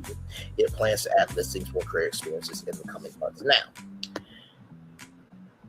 as I thought about this destination, first of all, I think it's great, right? Because Airbnb has a network all across the country, all across the country, around the world. So I can see how they can leverage creators and, hey, a creator is having an Airbnb. Would you like to stay with that content creator? Don't know if it's going to be that because, the world's crazy and it's got to be like background checks and everything in order for that to happen. But I see where they're going, right? But then I thought about a job posting. And they have. Check this out. Senior Creative Director, Social and Content. Right here. So, the community you will join. The Senior Creative Director, Social and Content report to the Director of Social Creative and Work Pacific Time Hours, right? This leader will oversee multiple Airbnb social work streams while shaping a cohesive, culturally relevant content ecosystem that blends brand storytelling with social-first execution. Airbnb is seeking a visionary creative leader who operates at the intersection of content, culture, and brand. This role is part of our internal multidisciplinary creative team, partnering across marketing, products, communications, and external creators to develop ideas that travel across platforms and live beyond campaigns. This is a hands-on leadership role for someone who's built social native content systems and not just campaigns, but understands how to create work that audiences choose to watch, follow, and share. The difference you'll make. Our ideal candidate has led the development of highly engaging platform native content for global audiences, especially within YouTube and other video-first ecosystems. It understands how to build repeatable formats, series, or franchises that grow audiences over time. They bring a strong viewpoint on how brand and content coexist and know how to move fluidly between editorial and entertainment-driven storytelling, brand building and business objectives, reactive cultural moments, and long-term content strategy. This person is deeply fluent in social platforms, Instagram, TikTok, YouTube, etc., but more importantly, understands how audiences behave differently across them and how to create those behaviors, not just distribute to them. They will partner closely with brand marketing and insights teams to translate strategy into work that's both creatively ambitious and culturally resonant, with a track record of ideas that drive conversation sharing and earned attention. A typical day, lead creative across multiple social and content work streams, ensuring output is distinctive, culturally relevant, and aligned with Airbnb's brand vision. Develop and guide content formats, series, and repeatable franchises, not just one-off campaigns. Be hands-on and concepting and storytelling while also setting a clear creative vision for teams and partners. Collaborate with internal teams, external creators, and production partners to bring ideas to life at scale. Build strong partnerships across brand, marketing, communications, and product to ensure cohesion across all touch points. Partner with creative operations and production to scale out, especially without compromising quality. Mentor and grow a team of multidisciplinary creatives, fostering a culture of curiosity, craft, experimentation.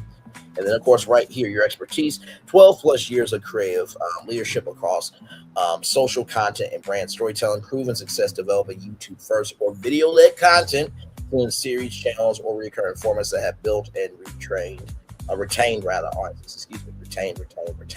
audiences. Experience operating in environments where editorial, entertainment, brand, and strong understanding of platform mechanics, especially video platforms like YouTube and TikTok, how content succeeds within them.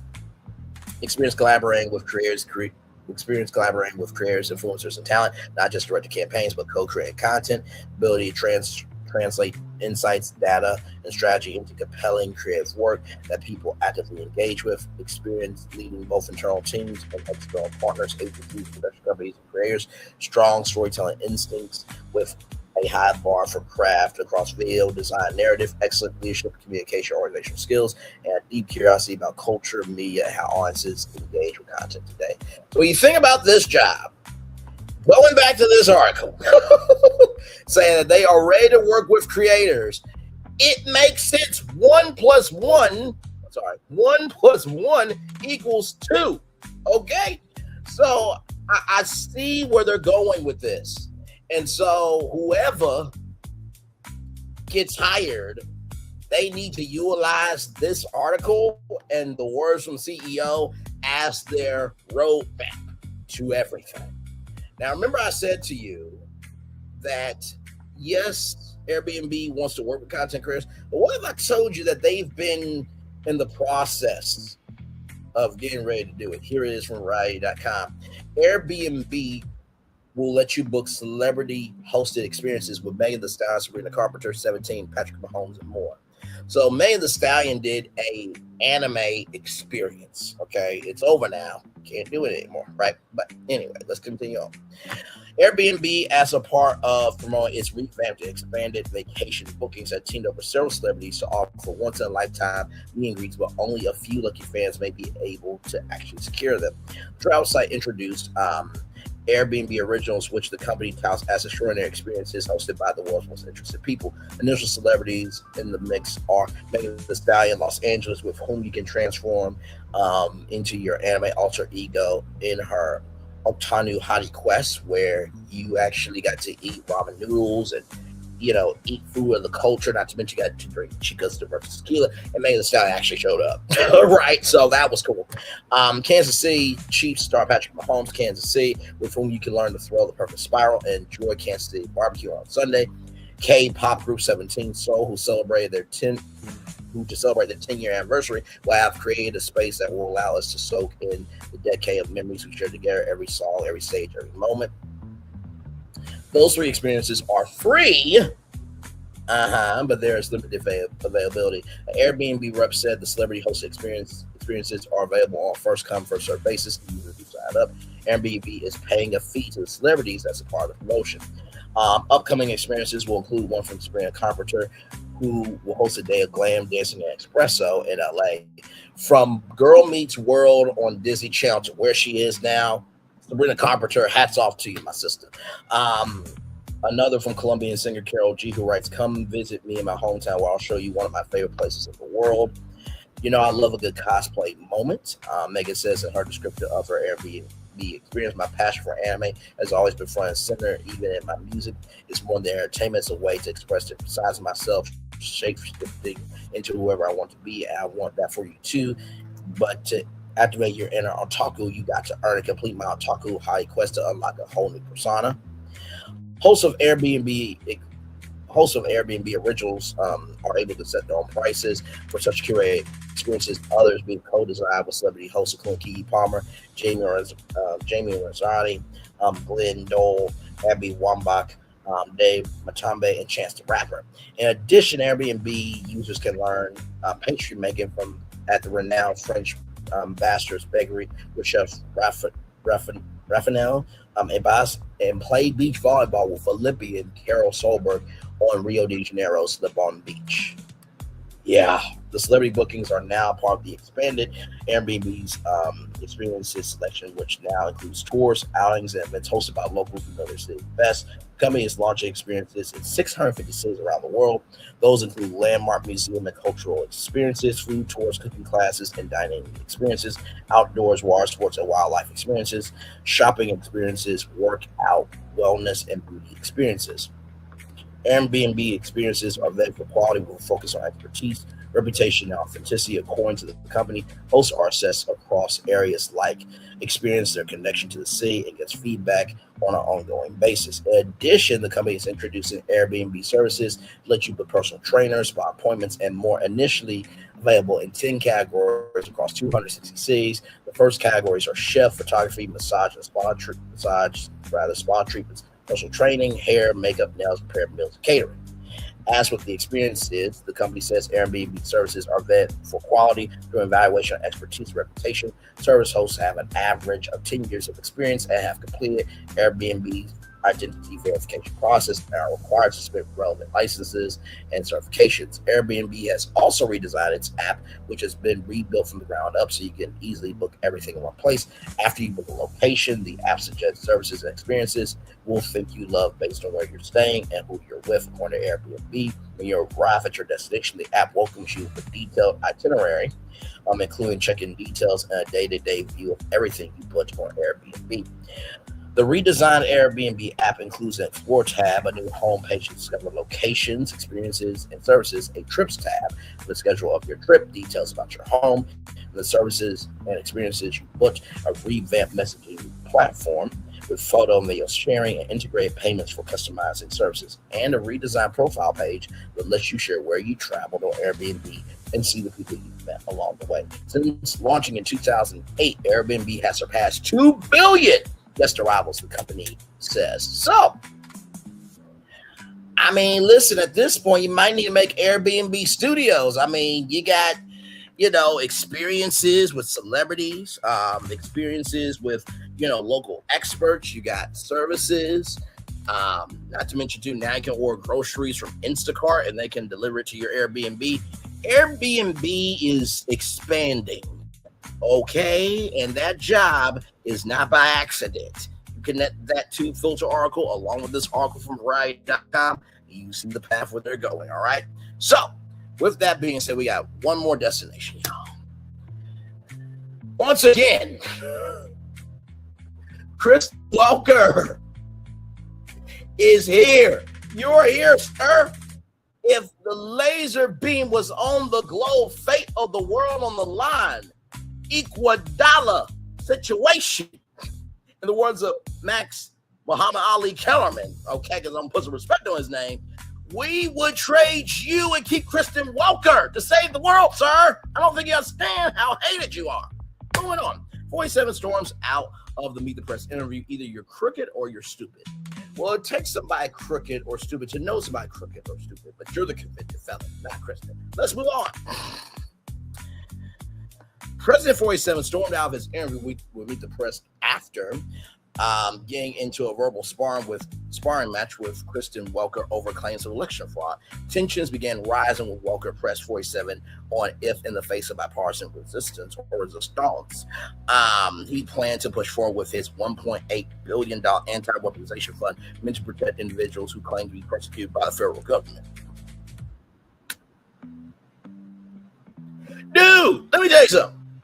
You gotta get a $1.8 million fund to protect individuals persecuted by the government. Do you know that most of the persecution has been words, sir?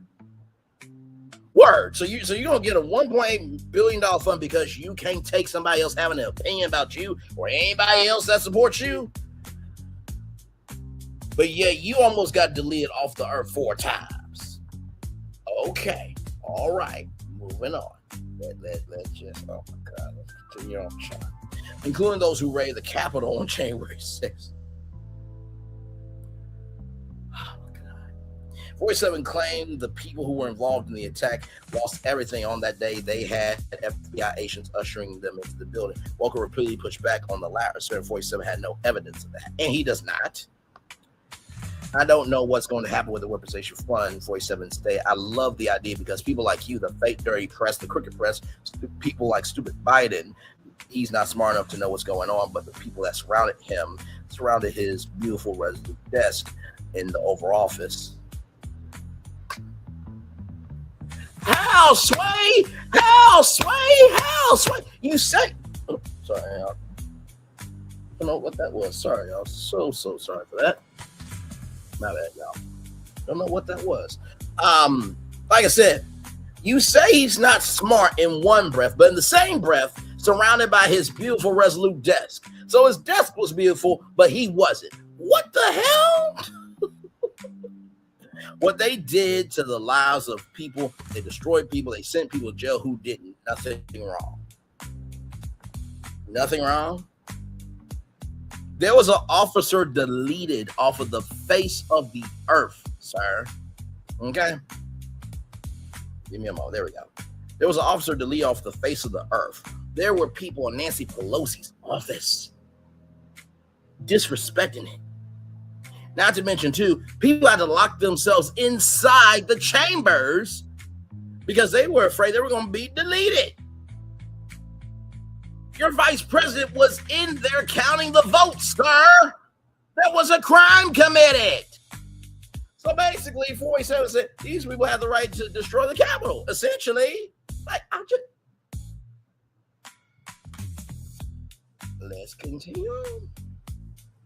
Just to be clear, there's no evidence of what you're saying, Walker replied. 47 argued there was tremendous evidence before saying that the election was rigged. After back and forth, Walker claimed no evidence. 47 doubles down. President lashed out at Walker and the press. They are crooked just like you are crooked. Your press is crooked, 47 declared, and Meet the Press is crooked. Meet the Press is probably, I think, the longest running program on television, if I'm not mistaken. And Tim Russert, the legend that he is, God bless his soul, who passed away, and Luke Russert, his son, is doing great work. To be fair, I'm not crooked, Walker said. Well, you play right into their hands, then 47 replied. Either you're crooked or you're stupid. Venture 47 had enough to go Walker before walking off. You're a one-sided crooked network. Sorry, let's call it quits because I had enough. Thank you, darling. Have a good time. What the hell? You say she this, that, and third, everything but a child of God. And she said, and then he says, thank you, darling. Have a good time. What the heck? The interview took place in Wisconsin on Friday. It aired on Meet the Press Sunday morning. So now we're going to watch this exchange right here, y'all. So if I pause it, it's just to make sure that we don't get, copyrighted and stuff. Here we go. This $1.8 billion so-called anti-weaponization fund, it was going to compensate people who say the federal government weaponized the legal system against them. It's been blocked by the courts, met with opposition from Republicans and Democrats in Congress and Democrats. Excuse me, mostly Democrats. Sir, the facts are the facts. Your own party has blocked this. The courts have blocked this, sir. And you see how Kristen is speaking. Very calm, very calm, very in tune, and very respectful. Same way Norah O'Donnell was when she interviewed the president after he almost got deleted off the face of the earth for the fourth time after the White House Correspondents Association dinner. Let's continue. Some Democrats and some Republicans. Some. Very few Republicans. Just to be very clear, are you backing off the fund completely, as your acting Attorney General Todd Blanche has said, or are you looking for another avenue to revive So the let me fund? explain what the fund is. People have been hurt so badly by radical left lunatics that worked for the Biden administration and Sleepy Joe. They're vicious, they're violent, what they did to people. And of course, they went after me more than anybody else. They raided Mar-a-Lago and all the other things. But sir, they had permission to raid Mar-a-Lago. They had reason to go. They didn't just target you because they had nothing else to do. They found classified documents in a bathroom at Mar-a-Lago, sir. You are revising history. Good damn. People have been badly hurt. They've committed suicide. They've lost their jobs. They've lost their families. They've lost their wives. They've lost everything. They've lost everything over a fake weaponization of government. Now, So let are me you just tell looking you. for a way to revive it? Well, look, if it was up to me, I'd pay them the kind of money that they deserve. People have been destroyed. You would pay them the kind of money that they deserve. Motherfucker, we seen your tax returns. Bruh, you ain't got it like that. You have more bankruptcies than profits, sir. My God. Let's continue. Lives have been destroyed. Many suicides. Think of it. People have committed suicide because a bunch of thugs went after them. So, me personally, I think the weaponization fund is a great idea. And so do many other Republicans. You have to get it approved. If they get it approved, that's great. If they don't get it approved, I'd be disappointed. All right, we're going to motor through this. But you have to say, people have been destroyed by crooked politicians, and they should be reimbursed for that. Do you think anyone who attacked police officers on January 6th should get taxpayer money? I wouldn't be inclined to say so, but I have to see it. I can tell you this. I would not be inclined to say so, but I would have to see it. Motherfucker, there's been so many.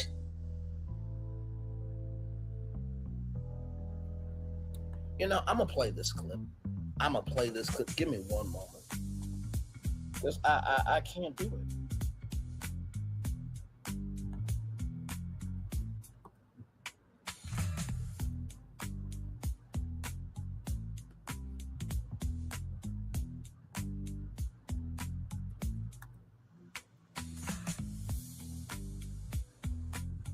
Give me a moment. Because it's like you're not getting it. You're simply not getting it at all.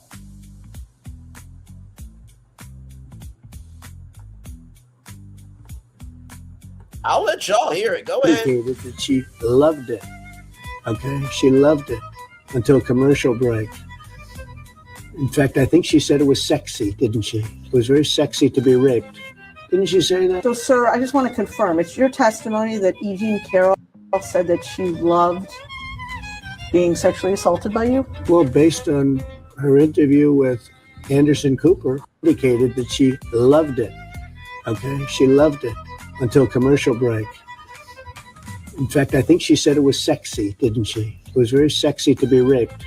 Didn't she say that? So, sir, I just want to confirm. It's your testimony that E. Jean Carroll said that she loved being sexually assaulted by you? Well, based on her interview with Anderson Cooper, indicated that she loved it. Okay, she loved it until commercial break. In fact, I think she said it was sexy, didn't she? It was very sexy to be raped.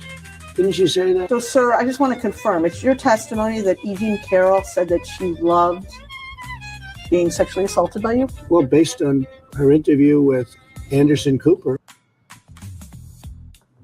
But yet you say the people who attacked, people doesn't deserve any money. I wouldn't say so, but I would have to see it.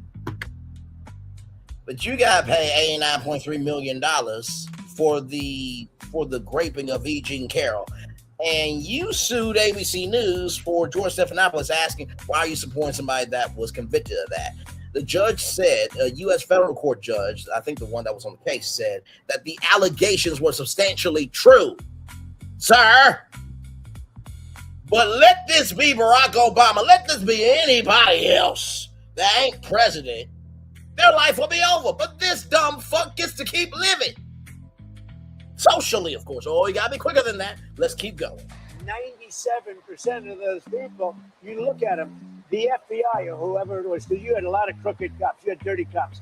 Comey was a dirty cop. Well, a guy like Bolton was a dirty but cop. There's no evidence. Wait a minute. Oh, you think Comey was a straight people cop? who pleaded guilty to assaulting police Comey officers. was a dirty cop. No, they but had the people who FBI. assaulted police Listen to me. They had FBI agents ushering them into the building. They had FBI go into the building. Those people walking around, they're looking always in the sun. They weren't in. They were being ushered into the building. There's no evidence. You had a bunch of dirty cops, and frankly, what they did was weaponization of our government. But sir, there's no evidence of that. More than 1,000 people. No, there's none. You know what to do?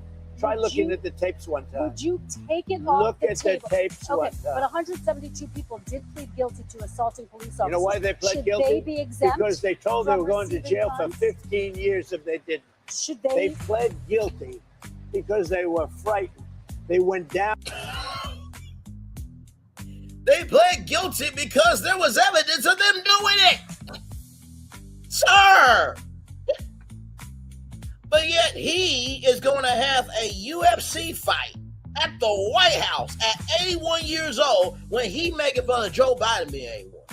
How much sense does that make? He got a condition where blood can't get to his heart. His leg can be amputated at any damn time. Are you kidding me? And then a judge is blocking the ballroom from being built.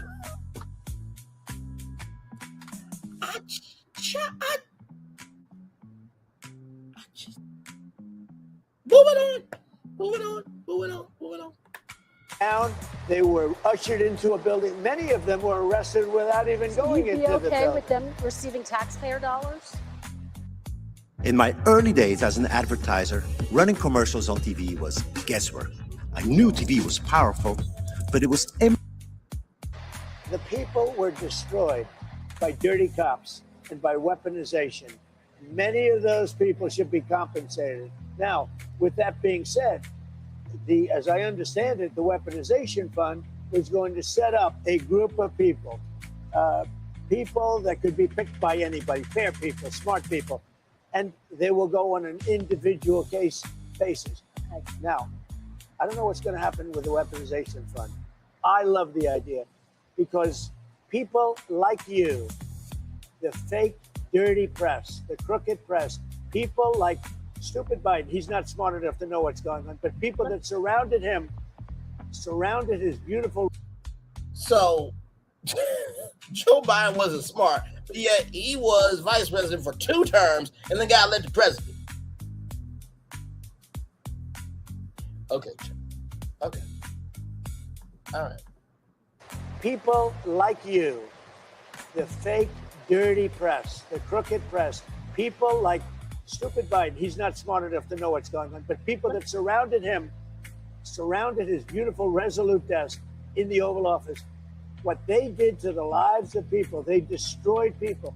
They sent people to jail who did nothing wrong. All right, just to be very clear, there's no evidence of what you're saying, but let There's me a ask lot you of about evidence. Todd Blanche. Let me ask you about Listen Todd to me. Blanche. Listen to me. Let's talk There's about Todd tremendous evidence. There's nothing It's but not been evidence. The presented in election a was court of rigged. law. It was a dirty election. Mr. And it's President, happening again right now You've in never California. presented evidence It's that happening the right 2020 now in election California. was rigged. Right now, look at what's Where's happening the in evidence California. to that? It's The 4 Republicans days. are doing well in California. No, they're not. They're dropping fast because it's a rigged election. Let me tell you, it's 4 days, and they aren't even close to coming up with it. You know why they're doing that? Because they're cheating on the election. Do you have evidence to support All I have to do is look.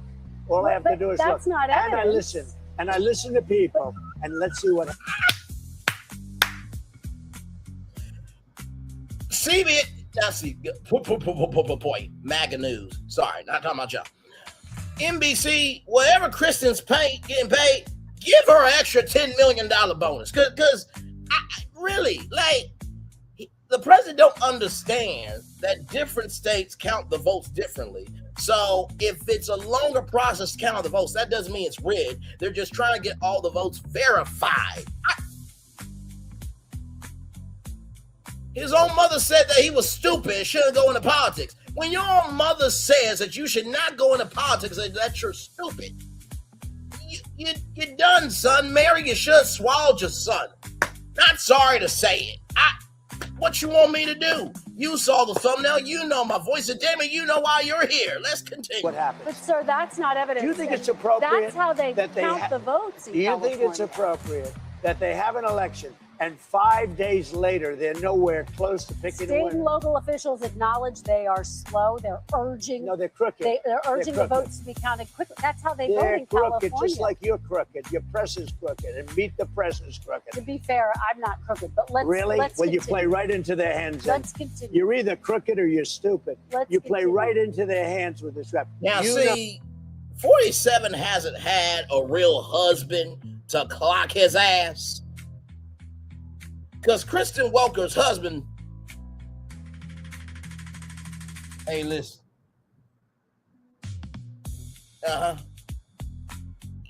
Y'all know what to do.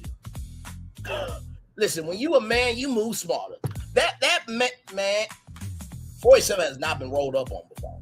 He hasn't. Because let be anybody else, right? He would not be here.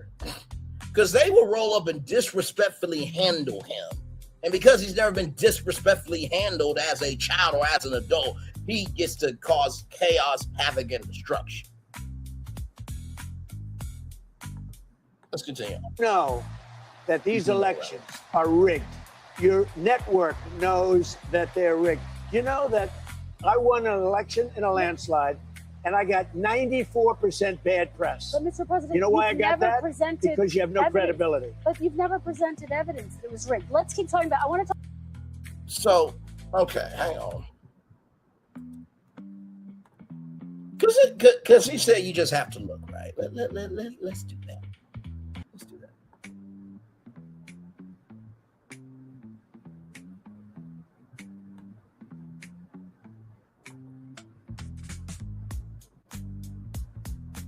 Let's look up her information, right? Let's look it up.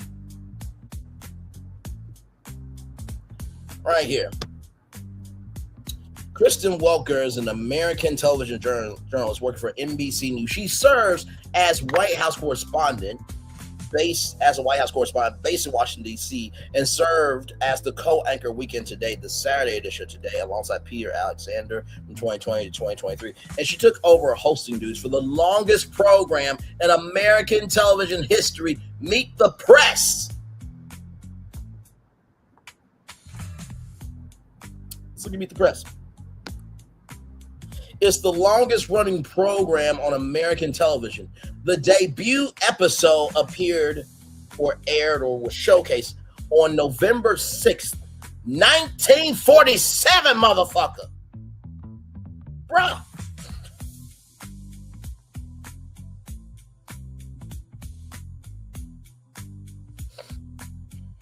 Give me a moment. Because I just cannot deal with the bullshit.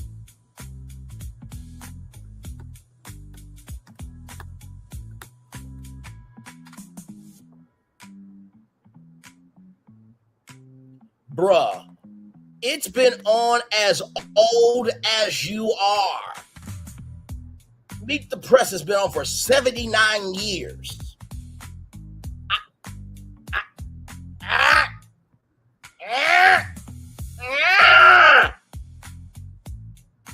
Give me a moment.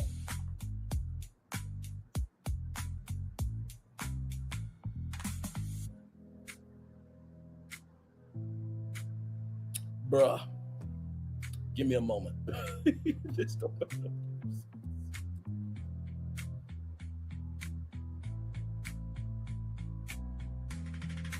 You know what's real funny? You want to know what's real funny? I just want to bring this to your attention. The first episode aired on November 6th, 1947. Okay. Meet the Press is 79 years old. You ready for this?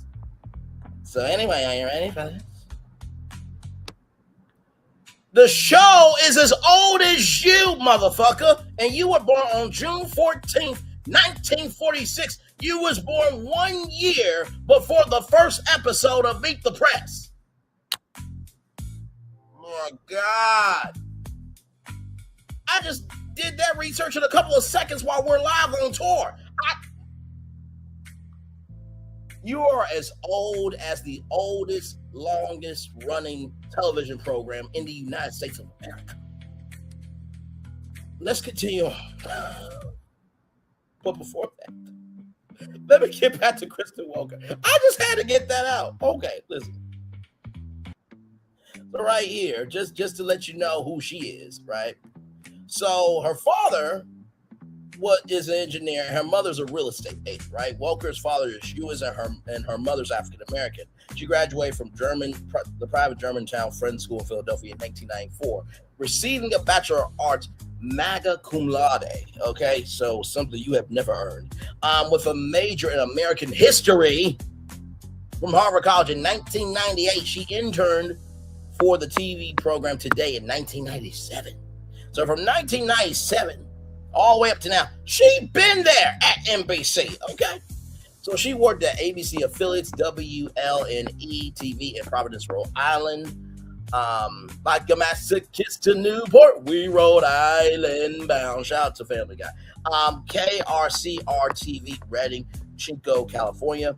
And then joined NBC in 2005 at affiliate WCAU in Philadelphia, where she was a reporter and weekend anchor. Then she joined NBC News in 2010 as a correspondent at the NBC News West Coast headquarters in Burbank, California. She became an NBC White House correspondent in December 2011.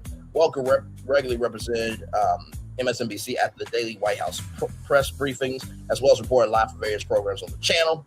She occasionally filled in on NBC Nightly News. And today, on January 10th, 2020, NBC announced that Welker will become the regular co-anchor of Weekend Today alongside Peter Alexander. She debuted a co-anchor on Weekend Today on January 11th, 2020. On October 22nd, 2020, amid the ongoing COVID pandemic emergency, Kristen Welker hosted the final debate in the 2020 presidential election between incumbent Republican 47 and his challenger, former Vice President Joe Biden. In September 2023, Welker succeeded Chuck Todd as anchor of the Sunday morning program Meet the Press and his weekday spinoff, Meet the Press Now on MSNBC News Now. On her debut show as host, she interviewed you. But she has no credibility, but she interviewed you on her first show. You can't make this shit up. The interview was criticized by some who felt Welker did not challenge 47's alleged falsehoods enough that 47 shouldn't have been given a platform to spread his views on the 2020 election and other topics. On November 8th, 2023, she co-moderated the third 2024 GOP primary debate alongside Lester Holt and Hugh Hewitt in Miami, Florida. Vice presidential candidate Vic Ramsey, which that dumb fuck should not be in government here, there, or anywhere. Brainly, I am. Shout out to Dr. Seuss, by the way. Start off by calling her a member of the corrupt media establishment. But yet you're Indian, she's African American. Y'all both minorities. The fuck? Welker grinned and ignored the attack, and Hope moved on. On May 4th, 2025, Welker interviewed 47 for the second time with the press. The interview received some notoriety after 47 expressed doubt when asked if he will uphold the U.S. Constitution as president. That's her. Now back to you being upset that a woman, a black woman, okay, Jewish woman, is whooping your ass in these media streets. Let's continue. You have more evidence. There's more evidence than ever presented. Let's talk your about elections in this country. We're like a third world country. Your elections are crooked, and you're crooked, and Meet the Press is crooked, and so is ABC and CBS and CNN. But Mr. President, wait, CBS is crooked, but did David Ellison ask his daddy Larry Ellison for money so that way it could become MAGA television for you? But CBS is crooked? Oh my. I mean, Barry Weiss is just destroying CBS News just for you. Let's continue. Sided crooked networks. All right, let's call it quits because I've had enough. Thank you, darling. Have a good time. Mr. President, let's please. I traveled all the way to Wisconsin. I've sat in the rain with you. I know. I sat traveled. You sat in the rain, sir. Oh my God! The president cannot deal with rain being on him? What the hell? Like, where are you? Where are you? Are you the white version of Gayle King? You need somebody to hold an umbrella over you? Yes, that happened to Gayle King, ladies and gentlemen. I'm not trying to be facetious. But also, too, I'm surprised that Nate Burleson and Gayle King are still there. Apparently, they like black people at CBS, allegedly. Moving on.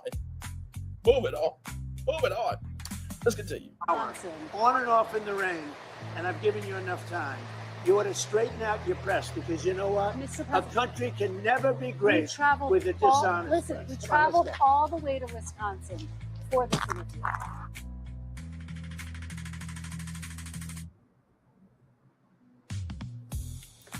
I spoke with President Trump on Saturday, and we both acknowledged the complications during the interview posed by the rain. He agreed to sit down with me for another Meet the Press interview.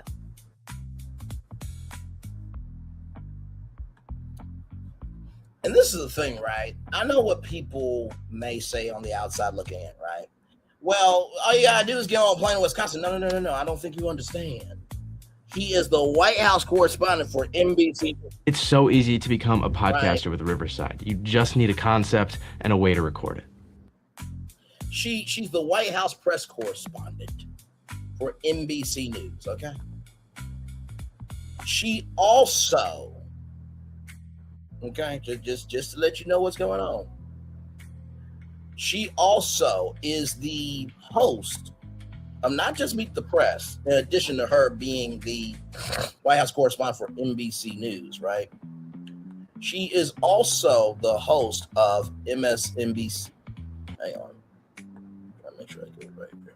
Yeah, she's also the host of Meet the Press Now. Okay, so she's got a daily show, then she got a Sunday show, and she works for the whole network. Yeah, so to make time for her to be in Wisconsin, she actually means that shit. That she had to move heaven and earth. I'm paraphrasing, but there was a lot of logistics to make that interview happen. So her time is just as important as your time. And she didn't complain about being in the fucking rain. Because that's what a professional does. Welcome back. The panel is here. Carol Lee, NBC News National Security Managing Editor. Ashley Etienne, former Communications Director for Vice President Harris and Speaker Pelosi. Yes. NBC News National Security Managing Editor. Ashley Etienne. This one right here. Yes. She could be a Miss Lee. Moving on. Former Communications Director for Vice President Harris and Speaker Pelosi. And Mark Short, former Trump Director of Legislative Affairs. Welcome to all of you. Thank you for being here. Carol, let me start with you. So if you guys want to see the rest of that, you can, but I had to bring that to y'all because I know good to damn well you ain't doing that when you have said this. Indicated that she loved it. Okay, she loved it until commercial break. In fact, I think she said it was sexy, didn't she? It was very sexy to be raped. Didn't she say that? So, sir, I just want to confirm. It's your testimony that E. Jean Carroll said that she loved being sexually assaulted by you? Well, based on her interview with Anderson Cooper, indicated that she loved it. Okay, she loved it until commercial break. In fact, I think she said it was sexy, didn't she? It was very sexy to be raped. Didn't she say that? So, sir, I just want to confirm. It's your testimony that E. Jean Carroll said that she loved being sexually assaulted by you? Well, based on her interview with Anderson Cooper, indicated that she loved it. Okay, she loved it until commercial break. In fact, I think she said it was sexy, didn't she? It was very sexy to be raped. Didn't she say that? So, sir, I just want to confirm. It's your testimony that E. Jean Carroll said that she loved being sexually assaulted by you? Well, based on her interview with Anderson Cooper. Moving on. Y'all, we did that show in 2 hours, 3 minutes, and 45 seconds there. Welcome in. Glad to have you here. Here's your positive news story of the day. Reality TV personality Spencer Pratt's bid for Los Angeles mayor has taken a significant hit After briefly holding second place in the June 2nd primary, Pratt has slipped to third behind incumbent mayor Karen Bass and city council member Nita Rahman. Mail-in ballots still being counted nearly a week after Election Day. Decision Desk HQ projected Rahm as the winner of the second runoff spot, meaning she and Bass are expected to face off in November. While many are celebrating the shifting vote count, even some call out celebrities who allegedly backed Pratt's campaign. One person on Threads wrote, Spencer Pratt lost. Somebody checked on Janae Aiko and Big Sean. Speaking on Pratt's promise to move if he lost, another person added, if you over Spencer Pratt, I think you should leave LA to follow your leader. Y'all, this just goes to show, like, let's just stay in our lanes. If you're going to expand, make sure that there's some innate ability. I mean, this right here should be a lawsuit. Los Angeles Pratt, like you're disrespecting the Lakers. The Lakers. By the way, I'm saying the Lakers in that fashion because y'all know the SNL skit. The Bears. I'm gonna turn on my camera now because we did the whole show for over 2 hours. Yes, we had. So that's a good news story because, child, no. Soon as I saw this, I'm like, you know what? I'm gonna just wait until what needs to happen is going to happen, and guess what? It has happened, guys. There it is. So, child, that's all I got for y'all. I will see you all a little bit later on this evening for Real Housewives of Atlanta, y'all. We are making it do what it do. Child, I saw Millie Chun saying this was shady. I saw reviews and recaps do what she do. Y'all, I'll be back tonight at 6:00. Okay, we're going to get into that. And then, like I said, Tuesday got a special live for y'all. Give me some time for Wednesday. Yeah, we're going to have a good week this week. I mean, not to say we don't have a good week over here all the time, but give me some time with those two because I'm going to have to do some research for both of those lives. All right. One love, much love, all love. I feel love is sitting right back to you. Have a wonderful day, everybody. Love you all. Bye-bye. And please move in a peaceful fashion out here. Okay? Just because the world is going crazy doesn't mean you have to add to the craziness. All right. Love you all. Bye-bye.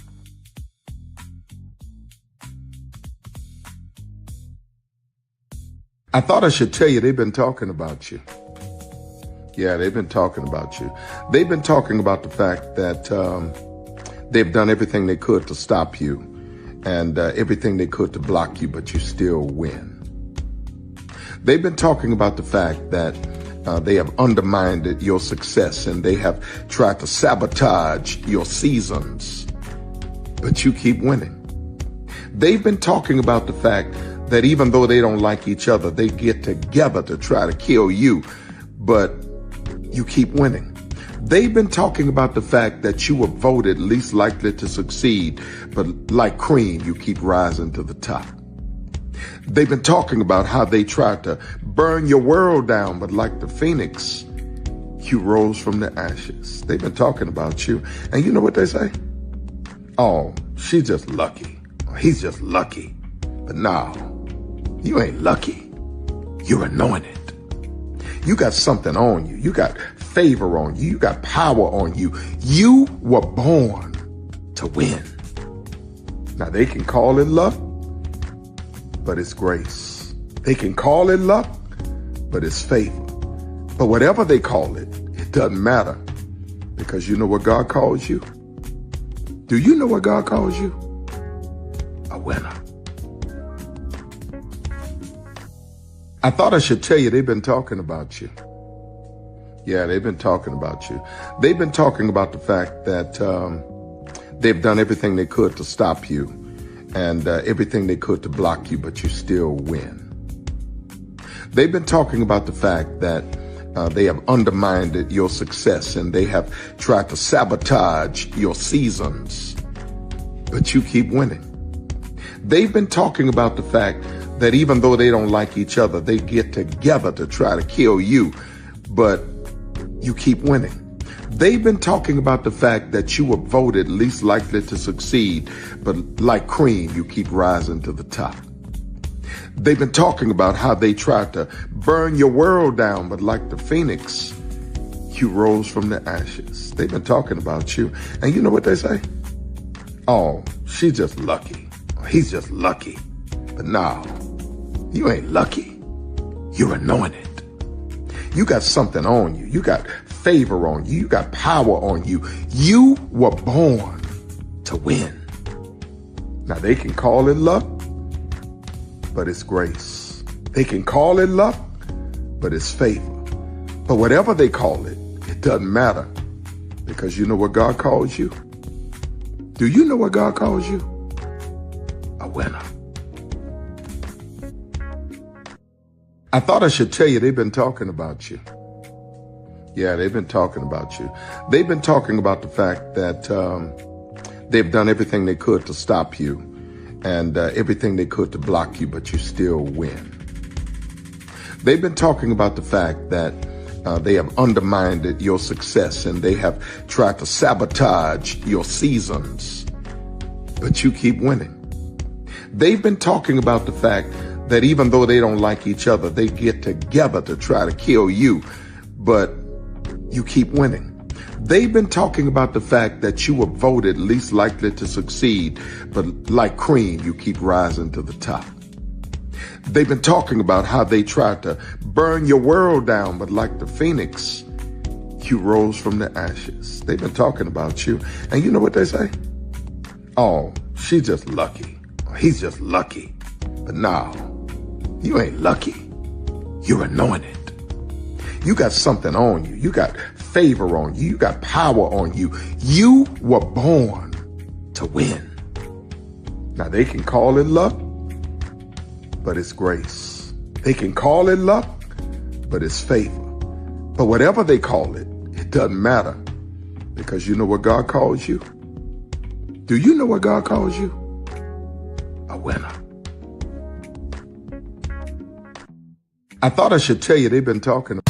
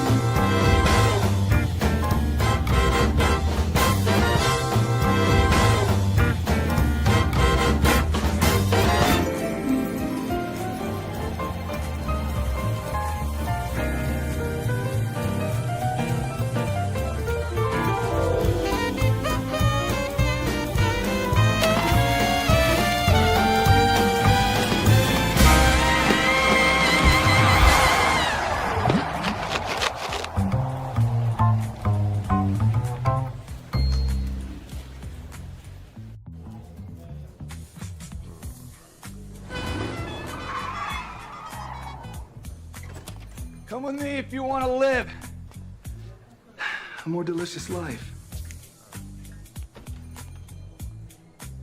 Oh, maybe we should get in the band. In this world, we don't get to control much. The past, male pattern baldness. Leggies. Got one right now. The urge to puff that bubble wrap. But there is one thing we do get to choose every single day: what we eat. Welcome to the Sonic Department of Research and Deliciousness. We have everything you want, didn't know you wanted, and some things you didn't know were possible. Because we believe if you're not having fun, you're not living free. So come on, let's live a little.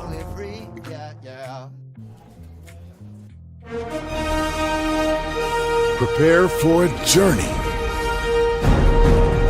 beyond imagination, beyond belief, beyond anything you've experienced before.